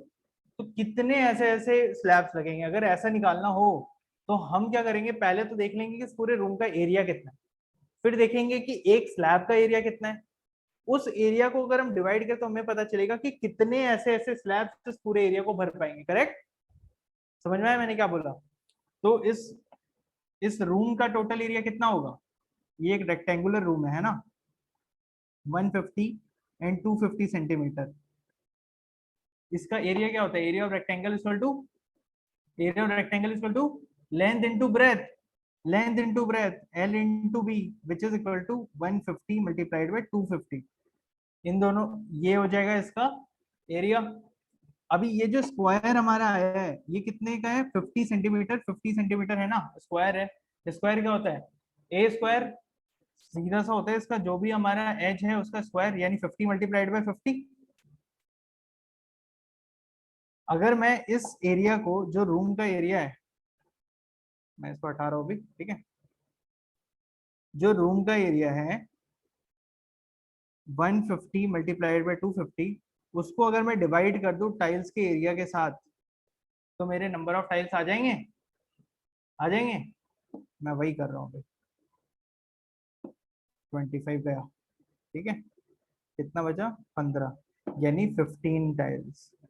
तो मतलब 50 तो आ गया तुम्हारा पहला का आंसर, और दूसरा है 15 की number of tiles. 15 is the number of tile, 50 centimeter is the length of the edge of the square।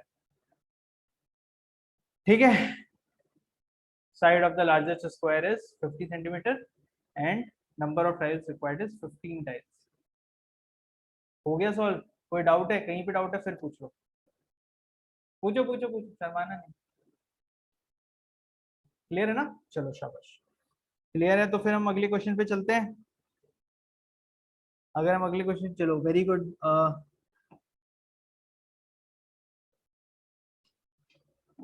ठीक है, हमारे पास रक्षका का भी आंसर आया हुआ है, उसका भी आंसर सही है।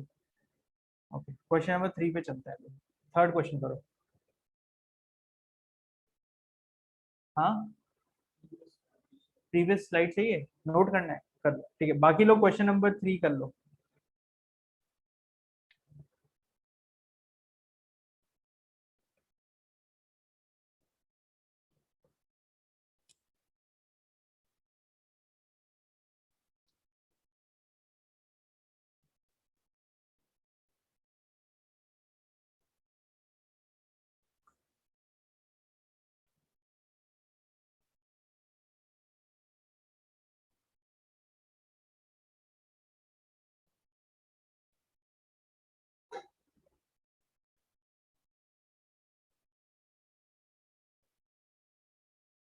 हो गया, अच्छा, अगला क्वेश्चन इसको करो।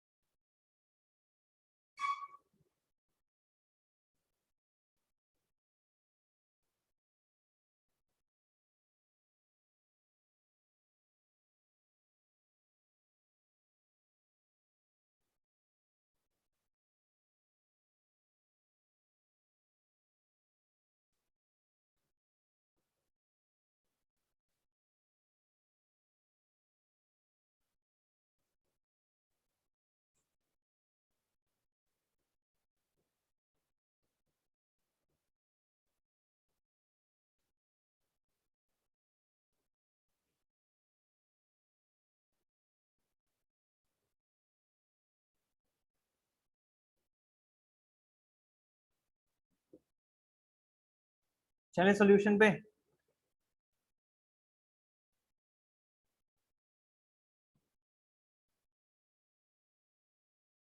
किसी का आंसर आया?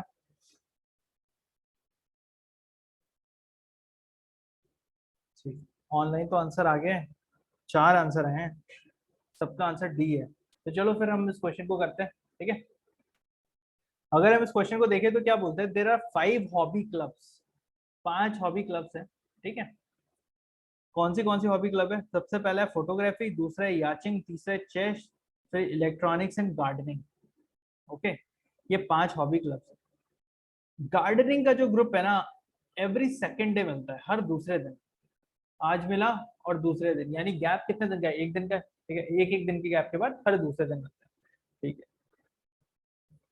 Second day. Electronics group meet every third day, chess group meet every fourth day, yachting group meet every fifth day, photography group meet every sixth day.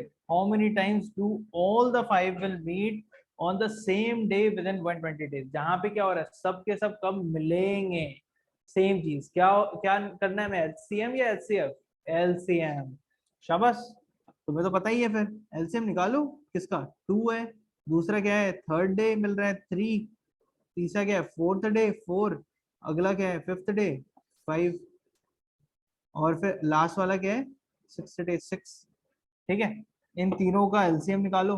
पहले हम 2 से डिवाइड कर लेते हैं, 1 3 2 5 3, ठीक है। 3 से डिवाइड कर लेते हैं, 1 1 2 5 1, 2 से डिवाइड कर लेते हैं, 1 1 1 5 1, 5 से डिवाइड कर लेते हैं, 1 1 1 1 1, ठीक है।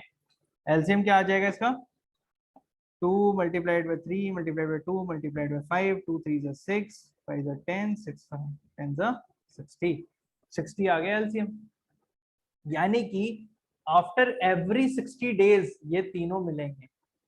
ये क्या बोलता है, 180 दिन में how many times do they all meet?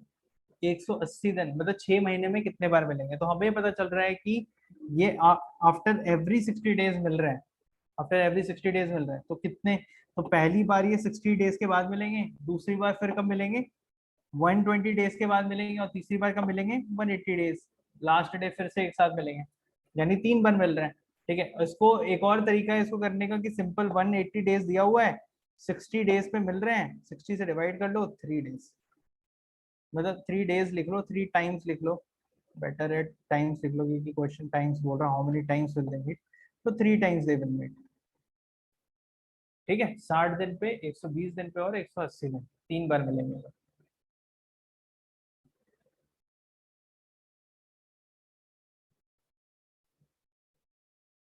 Very good यश, स्वास्तिक, स्नेहल, राशि और रक्षका, सब लोगों ने आंसर भेज दिया था इसका। चलो गुड, शाबाश। ठीक है, नोट कर लो, 15 सेकेंड्स तुम्हारे पास है नोट करने के लिए, फिर मैं स्लाइड चेंज करूंगा।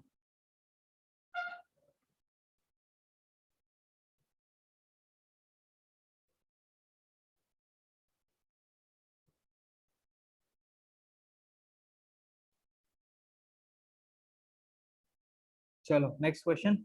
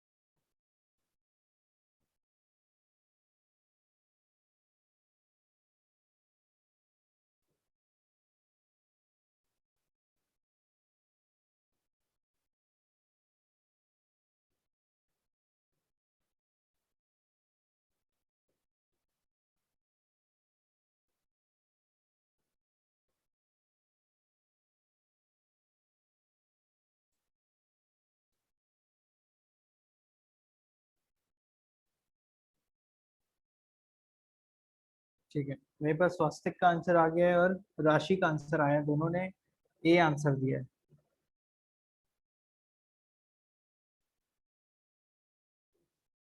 ए है तुम्हारा भी? तुम्हारा भी है? सी आया तुम्हारा? एक आंसर सी आया, बाकी सारे ए आए हैं। तो चलो अब हम इस क्वेश्चन को देख, ए आंसर है। ठीक है, इस क्वेश्चन को हम करके देखते हैं। ये क्वेश्चन क्या बोलता है, Sita and Gita go for swim after a gap of 2 days and 3 days। ठीक है, 2 days और 3 days बोला है। तुम लोगों ने क्या किया होगा बताऊं? क्या किया होगा बताऊं? तुमने क्या होगा, 2 और 3 का एलसीएम, हाँ, और लिख दिया सर 6 days। और बोला सर 6 दिन का गैप होगा, 6 दिन का गैप 1 जनवरी, तो 6 दिन ऐड करें 7 जनवरी। सर आंसर आ गया, खुश। यूपीएससी ने भी इसीलिए क्वेश्चन दिया था ताकि तुम कर दो गलती। ठीक है, ऐसे नहीं होना है ये क्वेश्चन, ऐसे नहीं होना है। ये क्वेश्चन कैसे होगा बताते हैं, चलो करते हैं। देखो अगर तुम इस क्वेश्चन की वर्डिंग देखो पिछले क्वेश्चन से, ये क्या बोलता है कि याचिंग फोटोग्राफी इलेक्ट्रॉनिक्स ये सारे जो है ना group meet every second day, they meet every third day. ऐसा वर्ड से यूज किया है। गैप बोला है? गैप नहीं बोला है। अगर सेकेंड डे मिल रहे तो गैप कितने दिन का है? 1 दिन का है। थर्ड डे मिल रहा है, गैप कितने दिन का है? 2 दिन का है। यहाँ पे इन्होंने गैप वर्ड यूज किया, इन्होंने बोला है कि गैप ऑफ 2 days, यानी कि अगर ये पहला दिन मिले हैं तो तीसरे दिन मिलेंगे। They will meet every third day, तो 3 ले लो, और दे विल मीट एवरी, फिर दूसरा they will meet a gap of 3 days, यानी they will meet after every fourth day, they will meet on every fourth day। तुम्हें ऑन कौन सा day है वो देखना है कि कौन से डे पे मिलते हैं, ताकि तुम निकाल सको कि लास्ट में कौन से डे पे मिल रहे हैं। ठीक है, गैप से करोगे, गैप के एलसीएम लोगे, गलत आएगा। तो 3 और 4, इसका एलसीएम निकालो। 3 4 आता है 12। ठीक है, तो इनका आंसर आया था 12। आई गॉट वन आंसर इज 12। यश का आंसर है 13। ठीक है।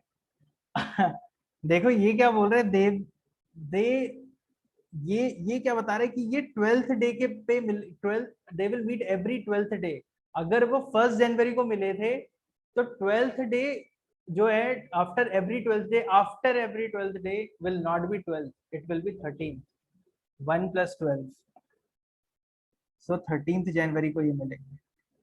यश का आंसर करेक्ट है यहाँ पे। ठीक है, ये क्वेश्चन ऐसा हुआ, तो इन्होंने थोड़े से ना वर्ड्स ट्विस्ट किया, पे पहले गैप लिखा, फिर कौन से फर्स्ट को है तो कितना होगा वो लिखा, ऐड कर दो। हाँ, फर्स्ट वाली लाइन जो है वो दोबारा एक्सप्लेन करो। ये क्या बोलता है कि Sita and Gita go for swim after a gap of every 2 days। ये बोलता है कि सीता और गीता दो लड़के हैं, वो एक स्विम के लिए, sorry, after every 2 days and every 3 days respectively. यानी कि सीता जो है वो 2 दिन का गैप लेती है। सपोज 1 जनवरी को सीता गई स्विम करने, तो वो 1 जनवरी को, पहले हम सीता का ले लेते हैं यहाँ पे और यहाँ पे गीता ले लेते हैं। ये क्या बोलते हैं, सीता जो है वो 2 दिन के गैप के बाद जाएगी। अगर वो 1 जनवरी को गई थी, 1 जन को गई थी, तो अगली बार वो कब जाएगी? 2 दिन के गैप के बाद, यानी कि वो 2 तारीख को छुट्टी लेगी, 3 तारीख को छुट्टी लेगी और 4 तारीख को जाएगी। तो ये 4 तारीख को फिर जाएगी। फिर वो क्या करेगी, 5 तारीख को छुट्टी लेगी, 6 तारीख को छुट्टी लेगी और 7 तारीख को जाएगी। फिर क्या करेगी वो, 8 तारीख को छुट्टी लेगी, 9 तारीख को छुट्टी लेगी और 10 तारीख को जाएगी। फिर क्या करेगी वो, 11 तारीख को छुट्टी लेगी, 12 तारीख को छुट्टी लेगी और 13 तारीख को जाएगी। ठीक है, 13 जनवरी को जाएगी। अब तुम गीता को देखो, गीता कितने दिन के गैप के बाद आती है? 3 दिन के गैप के बाद। सीता 2 दिन और गीता 3 दिन। करेक्ट। तो गीता भी 1 जनवरी को गई थी, अब ये 3 दिन का छुट्टी लेगी। सेकंड की छुट्टी, थर्ड की छुट्टी, फोर्थ की छुट्टी, कब जाएगी ये? 5th को, 5 तारीख को जाएगी। फिर ये लेगी, फिर गीता कब छुट्टी लेगी? 6 तारीख लेगी, 7 तारीख लेगी, 8 तारीख लेगी, कब जाएगी? 9 तारीख। फिर 3 दिन का छुट्टी लेगी, 10 तारीख का छुट्टी, 11 तारीख का छुट्टी, 12 तारीख का छुट्टी, कब जाएगी? 13 तारीख। तो यानी 13th January will be the time when both of these will meet together अगली बार। समझ गए ये क्वेश्चन? तो इन्होंने इस तरह से ट्विस्ट किया था। हाँ सॉरी, जोर से बोलो। अच्छा 3 और 4 कैसे आया? वो मैंने ये बोला कि भाई गैप तो 2 दिन का है, अगर गैप 2 दिन का है तो वो हर तीसरे दिन के बाद जा रही है ना, थर्ड डे, 2 डेज का गैप है। यानी कि अगर वो फर्स्ट डे आज गई है तो उसके बाद वो थर्ड डे जाएगी। ठीक है, 2 दिन का गैप है बट वो थर्ड डे जाएगी। तो तुम्हें वो निकालना है कि कौन से दिन जाए, गैप का एलसीएम नहीं निकलता है, कौन से दिन गई है उसका एलसीएम निकलता है। तो वो थर्ड डे गई है इसलिए मैं 3 का एलसीएम लिया और 4 का एलसीएम लिया। देखो ये यूपीएससी में पहले आया हुआ क्वेश्चन है, तो ऑब्वियस इस टाइप का क्वेश्चन सेम वर्डिंग्स के साथ रिपीट हो सकते हैं। तो ध्यान में रखना कि कभी भी ऐसा गैप वाला क्वेश्चन आए तो हमेशा उसमें ये याद रखना कि ये कौन सा दिन, कौन कौन से दिन मिल रही है वो देखना है, गैप नहीं देखना है। ठीक है, तो इस तरीके उसका एलसीएम निकालना है। ठीक है, अच्छा इस टाइप के स्टेप्स फॉलो करके तुमने किया था तो कहीं, ओके, इस वजह से थोड़ा सा गड़बड़ हो गई। चलो भाई।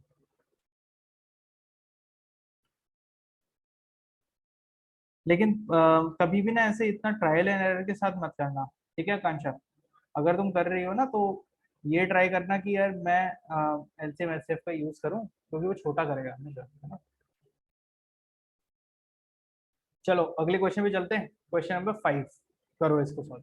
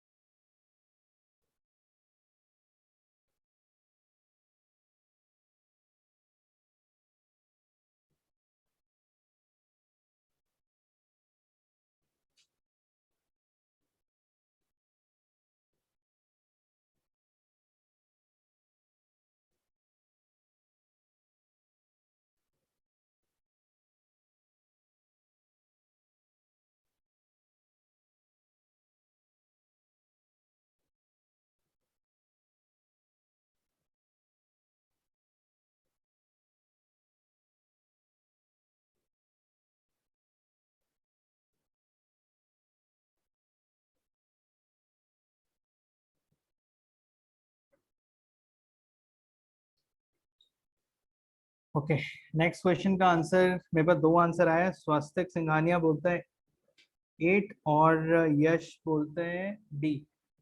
सो मतलब स्वास्तिक का आंसर इज बी एंड यश का आंसर इज डी। तो ठीक है, मैं तुम्हें और ले लो टाइम 2 मिनट, देखो फिर मैं आंसर बताऊंगा।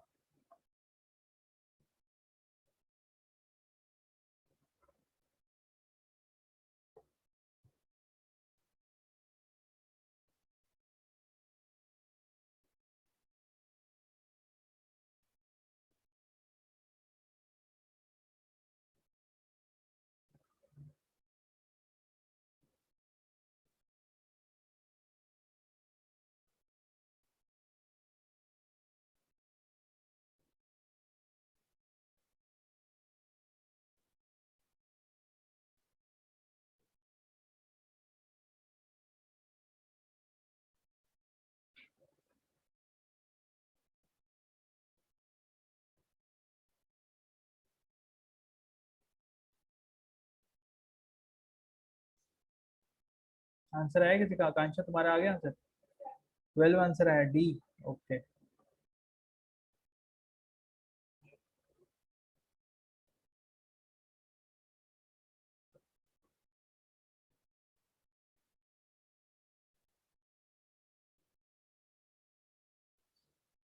चलो ठीक है। अब हम इस क्वेश्चन को देखते हैं कि ये क्वेश्चन क्या पूछता है ना, उसको सॉल्व करते हैं। ये क्वेश्चन बोल रहा है कि sir in a school every student is assigned a unique identification number. हर बच्चे को एक आईडी नंबर दिया हुआ है, ठीक है। अ student is a football player if and only if the identification number is divisible by 4।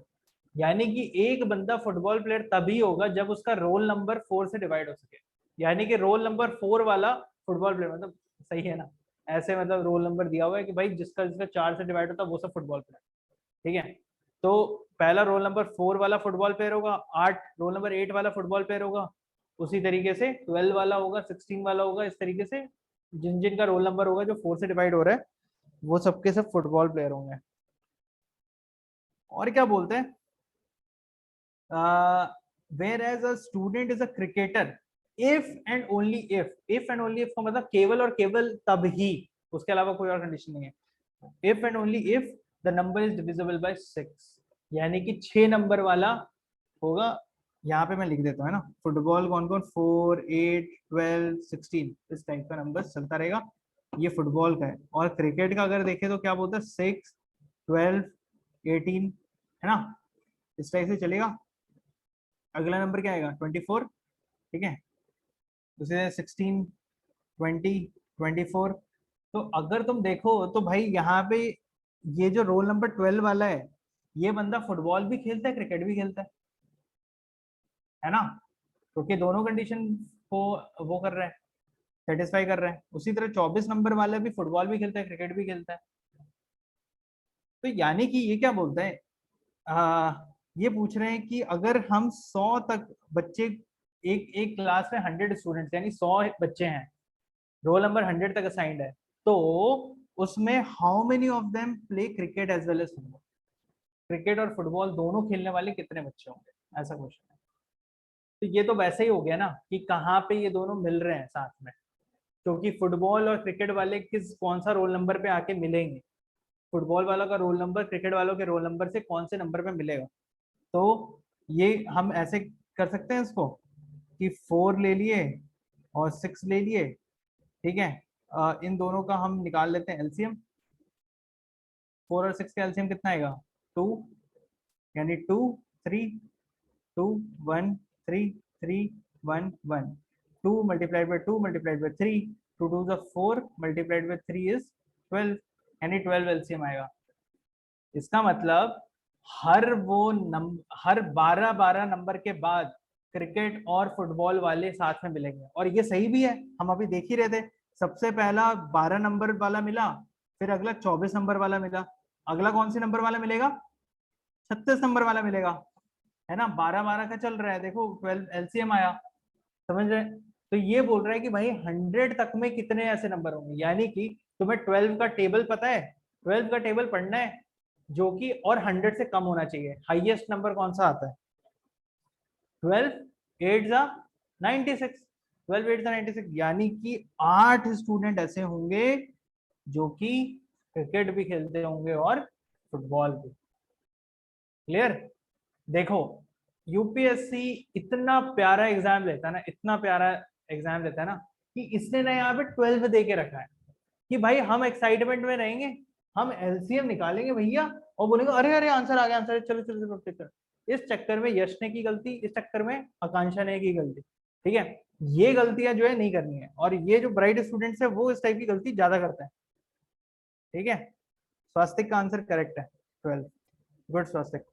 ठीक है यश, ध्यान रखना इस चीज को, मिस्टेक मत करना, सिली मिस्टेक नहीं चाहिए, ठीक है। तुम्हारा कैलकुलेशन फास्ट है लेकिन सिली मिस्टेक नहीं चाहिए। ढंग से क्वेश्चन पढ़ो और ढंग से आंसर करो, एक क्वेश्चन गलत मतलब समझ रहे हो इसमें नुकसान हो जाएगा तुम्हें।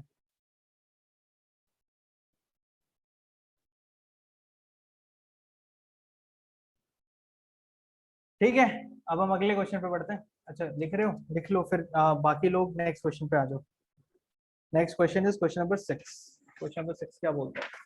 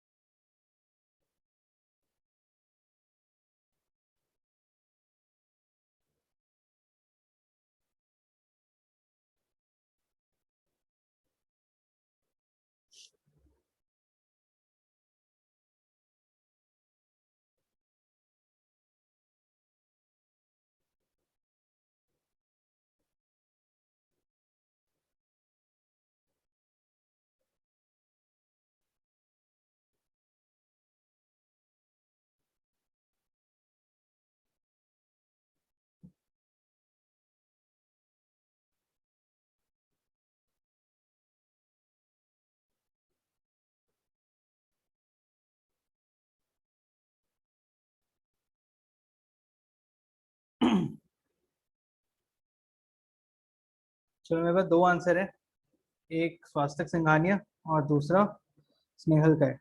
दोनों ने आंसर डी दिया है। ओके, तो हम इस क्वेश्चन को देखते हैं। ये क्वेश्चन पहले पूछ क्या रहा है, ठीक है? करें करें स्टार्ट करें। हाँ टाइम बी आ रहा है आंसर, ठीक है। एक काम करो, हो गया ना सबका कैलकुलेशन हो गया ना, चलो ठीक है स्टार्ट करते हैं। ये क्वेश्चन क्या कह रहा है पहले समझते हैं। ये ना अकबर बीरबल टाइप क्वेश्चन है। अकबर बीरबल टाइप क्यों? क्योंकि ना इस क्वेश्चन में लग रहा है दिमाग। क्या दिमाग? बेसिकली ये क्वेश्चन क्या बोलते हैं कि मान लो कि तुम एक आईएएस ऑफिसर हो, तुम्हारे पास स्केल नहीं है, ठीक है?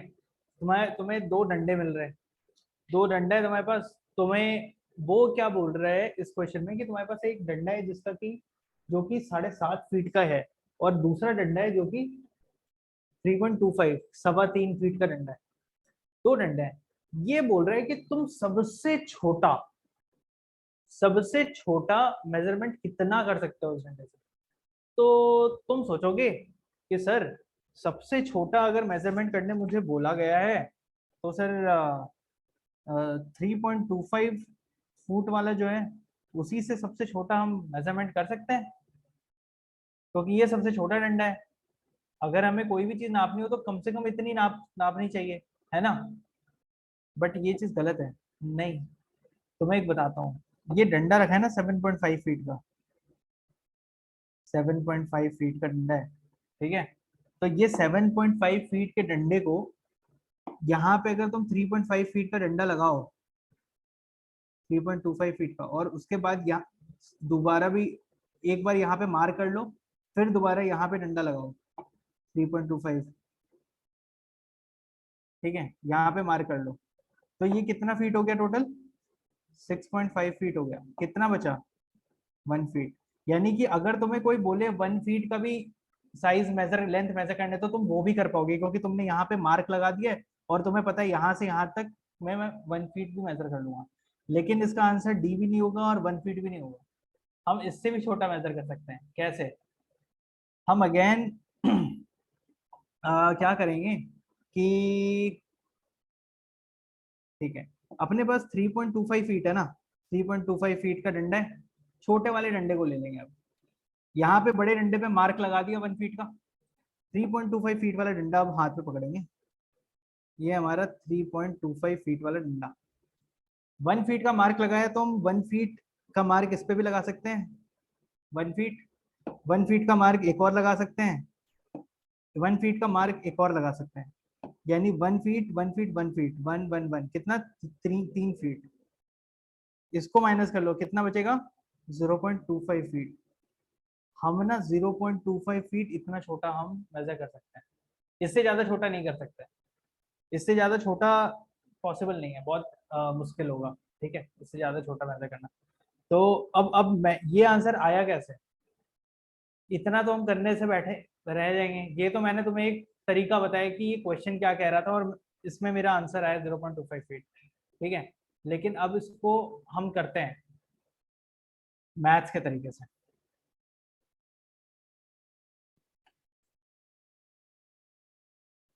लिख रहे थे क्या?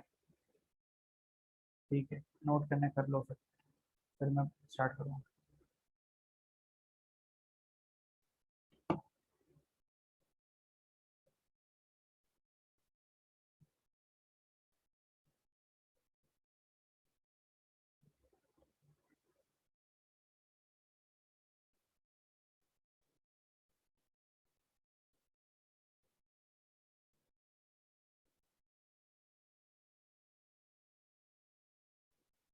हम इसके साइज को रिड्यूस कर सकते हैं क्या? नहीं ना। ओके, बस इसको मूव कर सकते हैं। चलो कोई नहीं। नोट कर लिया, चलो हटाते हैं इसको।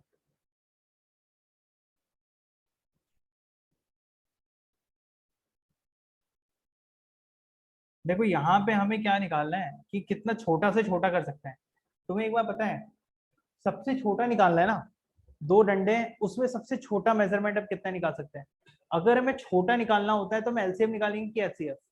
मैंने जब क्लास स्टार्ट किया था तो तुम्हें एक लॉजिक दिखाया था एलसीएम दो नंबर का हमेशा बड़ा होता है उन दोनों नंबर से। अगर मुझे 8 और 12 का एलसीएम निकालने बोला गया था तो मेरा आंसर कितना आ रहा था, 24 आ रहा था।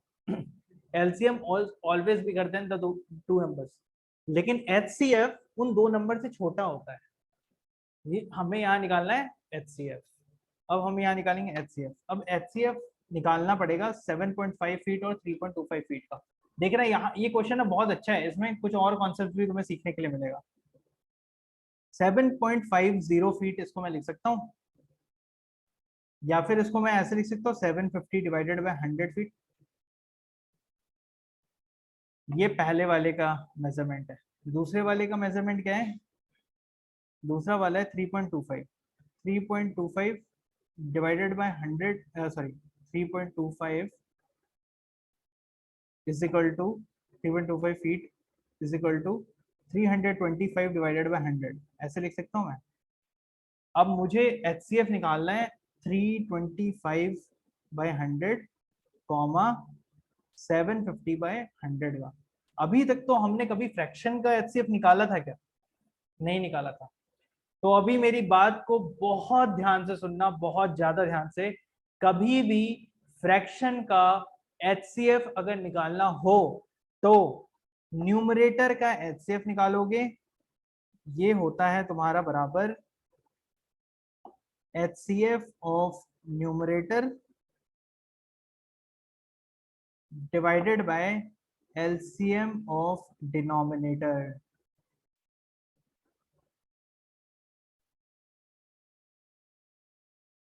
मेरी स्पेलिंग मिस्टेक थोड़ी होती है, अगर हुई होगी तो इग्नोर मार देना, ठीक है।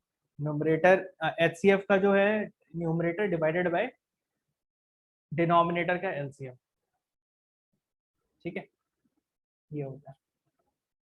समझ गए। अब हम इसको करते हैं, न्यूमरेटर का अगर HCF निकालना हो तो कितना आएगा,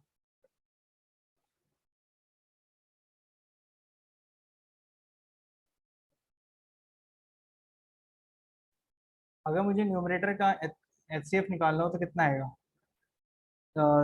325 डिवाइडेड बाय 750, ठीक है।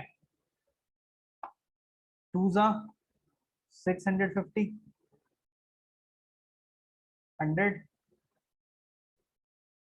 325, थ्री जा 325। सही है, टाइटैनिक, टाइटैनिक का रिंगटोन लगाया हुआ है। 100, ठीक है। फिर 25 फोर जा 100, 0, यानी 25 क्या होगा इसका एचसीएफ होगा। 25 एचसीएफ है, और यानी ऊपर में आ गया 25 divided by LCM of denominator, नीचे 100 है। 100 का एलसीएम क्या होगा, 100 और 100 का एलसीएम क्या होगा, 100 ही होगा। सेम नंबर है तो वही होता है एलसीएम, सेम नंबर का एलसीएम वही होता है 100, क्योंकि नंबर कभी छोटा नहीं हो सकता, बड़ा ही हो सकता है। एलसीएम हमेशा बड़ा ही हो सकता है, या बराबर होगा तो बड़ा होगा। तो ये आ गया तुम्हारा 25 में 100 which is equal to 0.25 feet answer. तो तुम एचसीएफ से इसको सॉल्व कर सकते हो। दूसरा मैंने प्रैक्टिकल बताया कि क्वेश्चन क्या था, ये कैसे सॉल्व हो रहा था, ठीक है। क्लियर है, किसी को कोई डाउट है तो बताओ। हाँ यश, तुम्हारा आंसर करेक्ट है, answer is B, very good.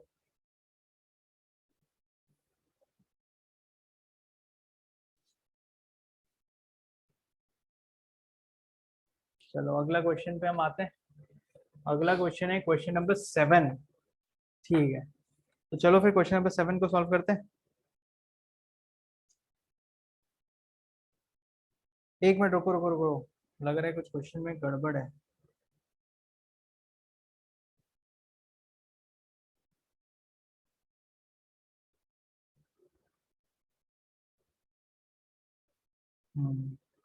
There is a printing mistake in question.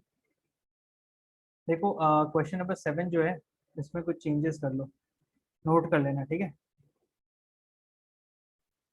ये क्या बोलता है, what is the greatest length of x such that, ये 3 मीटर नहीं है, 3 1/2 मीटर है, 3.5 मीटर है, 3 1/2 मीटर।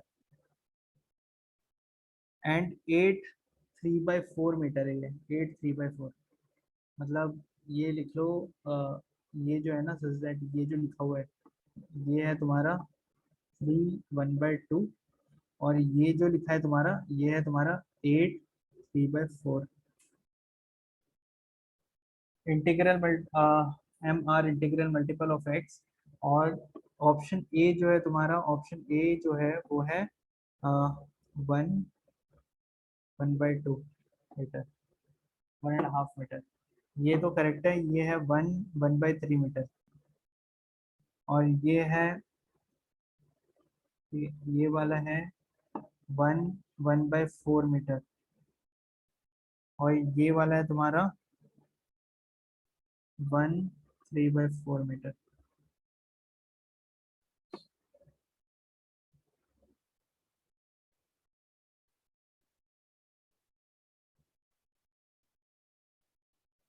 ठीक है, ये सारे नंबर्स को थोड़ा चेंज कर लेना।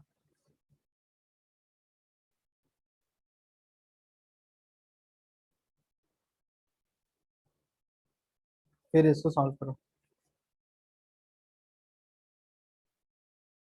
क्लियर है क्वेश्चन? मैंने जो जो चेंजेस करवाए वो चेंज कर लेना।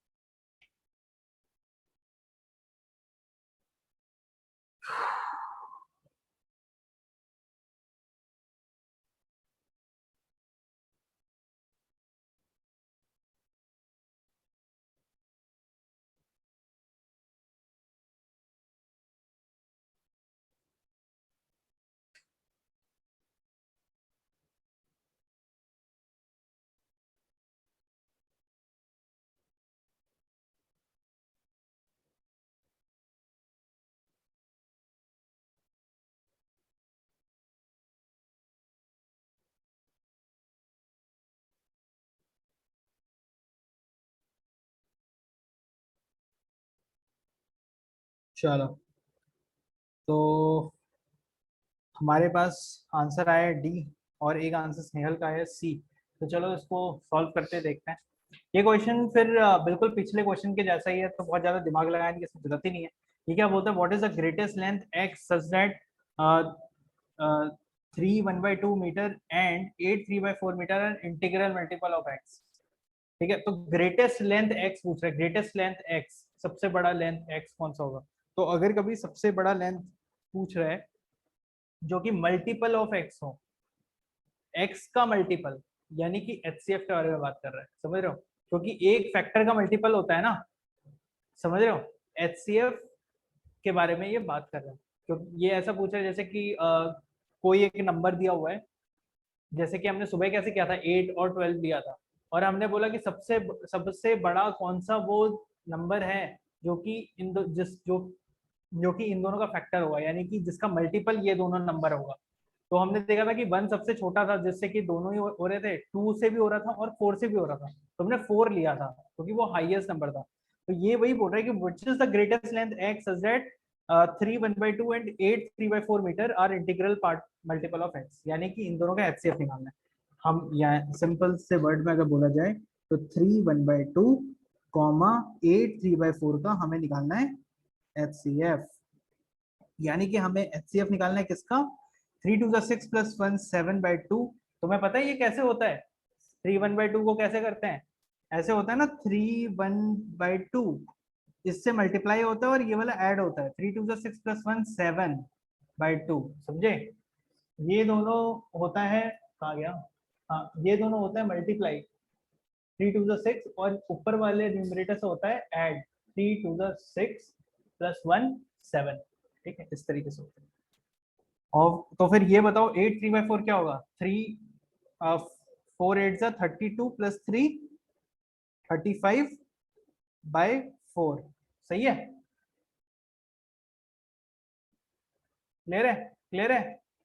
चलो अभी इन दोनों का एचसीएफ निकालना हो तो हमने पिछले क्वेश्चन में डिस्कस किया था, क्या करना होता है, न्यूमरेटर जो होता है उसका निकालते हैं हम एचसीएफ, और जो डिनोमिनेटर होता है उसका क्या निकालते हैं, एलसीएम। यानी कि 7 और 35 का निकालेंगे एचसीएफ, तो 7 और 35 का एचसीएफ अगर निकालेंगे तो कितना है, 7 5 35 0 खत्म, मतलब 7 इसका एचसीएफ होगा। और नीचे वालों का निकालना होता है एलसीएम, यानी 2 और 4 का एलसीएम अगर निकालेंगे तो क्या होगा, 2,4 2 1 2 2 1 1, यानी 2 × 2 = 4, यानी 4 आएगा एलसीएम। तो नंबर क्या आएगा, 7/4। अभी 7/4 को मेरे को ऐसा फ्रैक्शन में से तोड़ना है, तो इसे कैसे तोड़ेंगे, इसे तोड़ेंगे, नीचे 4 तो कॉमन ही रहेगा, और हम करेंगे 4 4 की टेबल पढ़ेंगे तब तक जब तक कि 7 से छोटा नंबर ना आ जाए। 4 1 जा 4, 4 2 जा 8 आ जाता है, यानी 7 से छोटा तो 4 ही था, 4 1 जा 4, यानी कि यहाँ पे लिखेंगे 4 1 जा 4 1, और फिर उसमें कितना ऐड करेंगे जो कि 7 आ जाएगा, 3 ऐड करेंगे, तो ऊपर आएगा 3, 4 1 जा 4 + 3 7, 7/4, तो 1 3/4 इसका आंसर होगा। 1 3/4 कौन सा ऑप्शन है, 1 3/4 इज ऑप्शन डी, तो ऑप्शन डी इसका आंसर हो जाएगा, क्लियर है। चलो फिर अब मूव करते हैं हम, लास्ट क्वेश्चन लेंगे हम, 3 नंबर, हाँ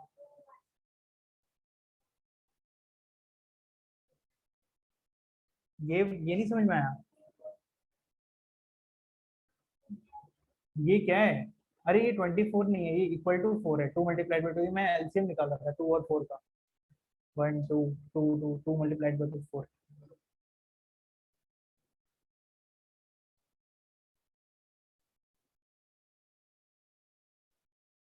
चलो ठीक है, अभी हम नेक्स्ट क्वेश्चन पे बढ़ते हैं। नेक्स्ट क्वेश्चन है ये, क्वेश्चन नंबर 9 और 10 आप लोग घर में करना, देखते हैं। अच्छा एक चीज, क्वेश्चन नंबर 10 के बारे में बताता हूँ, क्वेश्चन नंबर 8 से पहले, ये तो हम करेंगे क्लास में सॉल्व। 10 में देखो, अगर तुम देखोगे क्या लिखा है क्वेश्चन नंबर 10 में, ये वर्ड लिखा है यहाँ पे एक, दीज आर को प्राइम टू ईच अदर। को प्राइम का क्या मतलब होता है, को प्राइम का मतलब होता है वो दो नंबर जो एक दूसरे से डिवाइड नहीं हो सकते हैं, जैसे कि 3 और 5, ये एक दूसरे से डिवाइड हो सकते हैं क्या, लेकिन 2 और 4 अगर नंबर हो तो ये तो 4 तो 2 से डिवाइड हो जाएगा, एक दूसरे से डिवाइड हो सकता है ये नंबर, लेकिन 3 5 7 13 इस टाइप के नंबर कभी डिवाइड नहीं होंगे एक दूसरे से, रिलेटिवली को प्राइम है, समझ गए क्या बोल रहा हूँ मैं,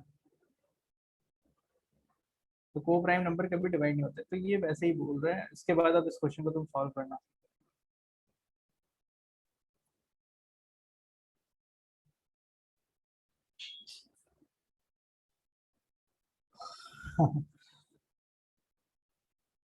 चलो ये तगड़ा क्वेश्चन है, क्वेश्चन नंबर 10, क्वेश्चन नंबर 8 कर लो, फिर तुम ट्राई करना 9 और 10, नहीं होगा तो फिर कल तो मैं बता ही दूंगा, 8 कर लो। इजी क्वेश्चन है, मैं 2 मिनट का टाइम दूंगा, उसको सॉल्व कर लो।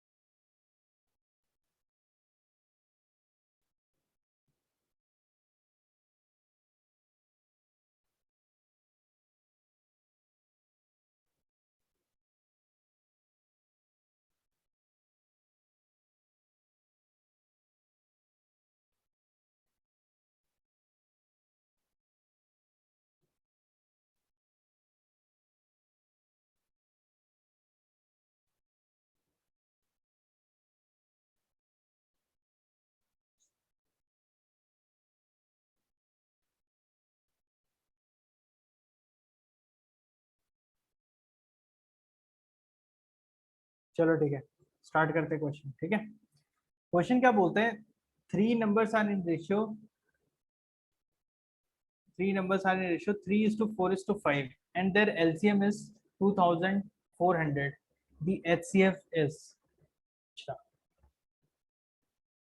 HCF क्या होता है, हाईएस्ट कॉमन फैक्टर, यानी कि एक कॉमन नंबर जो कि वो कॉमन नंबर जो कि तीन नंबर को डिवाइड कर सके। अगर हम सपोज कर लो कि एक HCF को x अज्यूम कर लेते हैं, कि ये जो तीन नंबर है जिनका रेशियो 3:4:5 है, इसका HCF x है, यानी कि x जो है वो ये तीनों नंबर को डिवाइड कर सकता है परफेक्टली, और ये हाईएस्ट नंबर भी है। ठीक है, तो क्या मैं इसको 3x लिख सकता हूँ, क्योंकि 3x तो x से डिवाइड हो सकता है, 4x भी x से डिवाइड हो सकता है, और 5x भी x से डिवाइड हो सकता है, और ये रेशियो तो सेम ही रह जाएगा, है ना, आराम से।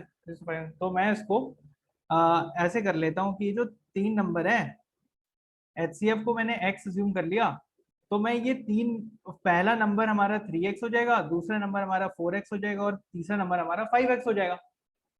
क्लियर है, यहां तक क्लियर है? डाउट है तो बोलो, मैं रिपीट करूंगा। डाउट है? डाउट है किसी को? नहीं श्योर, आगे बढ़े, एक बार चैट में भी देख लेता हूँ किसी को डाउट तो नहीं है।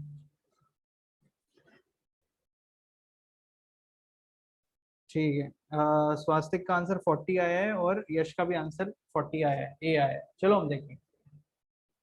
तो ये तीन नंबर हो गए 3, 4, 5। अब ये क्या बोलता है कि इन तीनों का एलसीएम 2400 है, एलसीएम निकाला जाए। 3x 4x 5x का एलसीएम क्या होगा? 3, 4, 5, एक्स को तुम इग्नोर भी कर सकते हो, साथ में भी लोगे कोई फर्क नहीं पड़ेगा, इन तीनों का एलसीएम निकालो।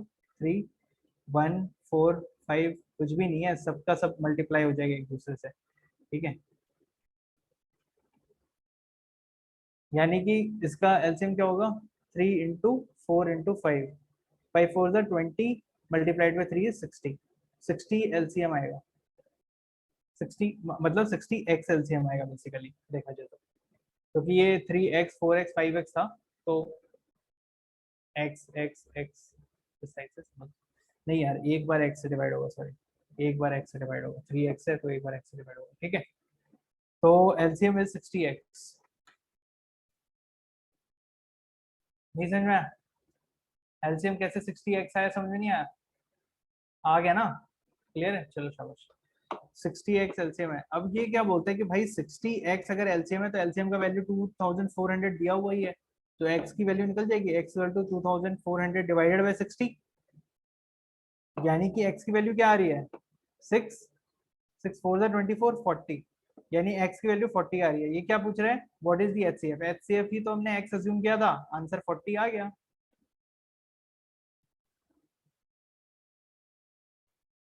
समझ गए कैसे हुआ ये क्वेश्चन? किसी को कोई डाउट हो तो फिर पूछ लो।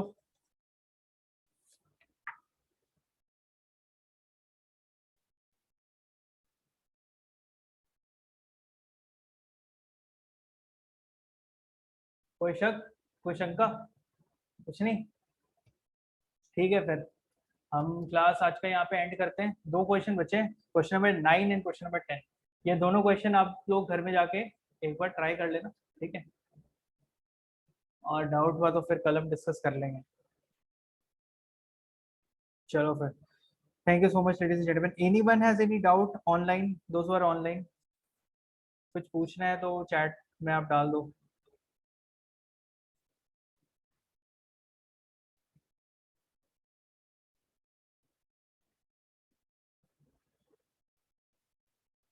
चलो ठीक है फिर, thank you so much ladies and gentleman, let's find up the session here, will meet tomorrow.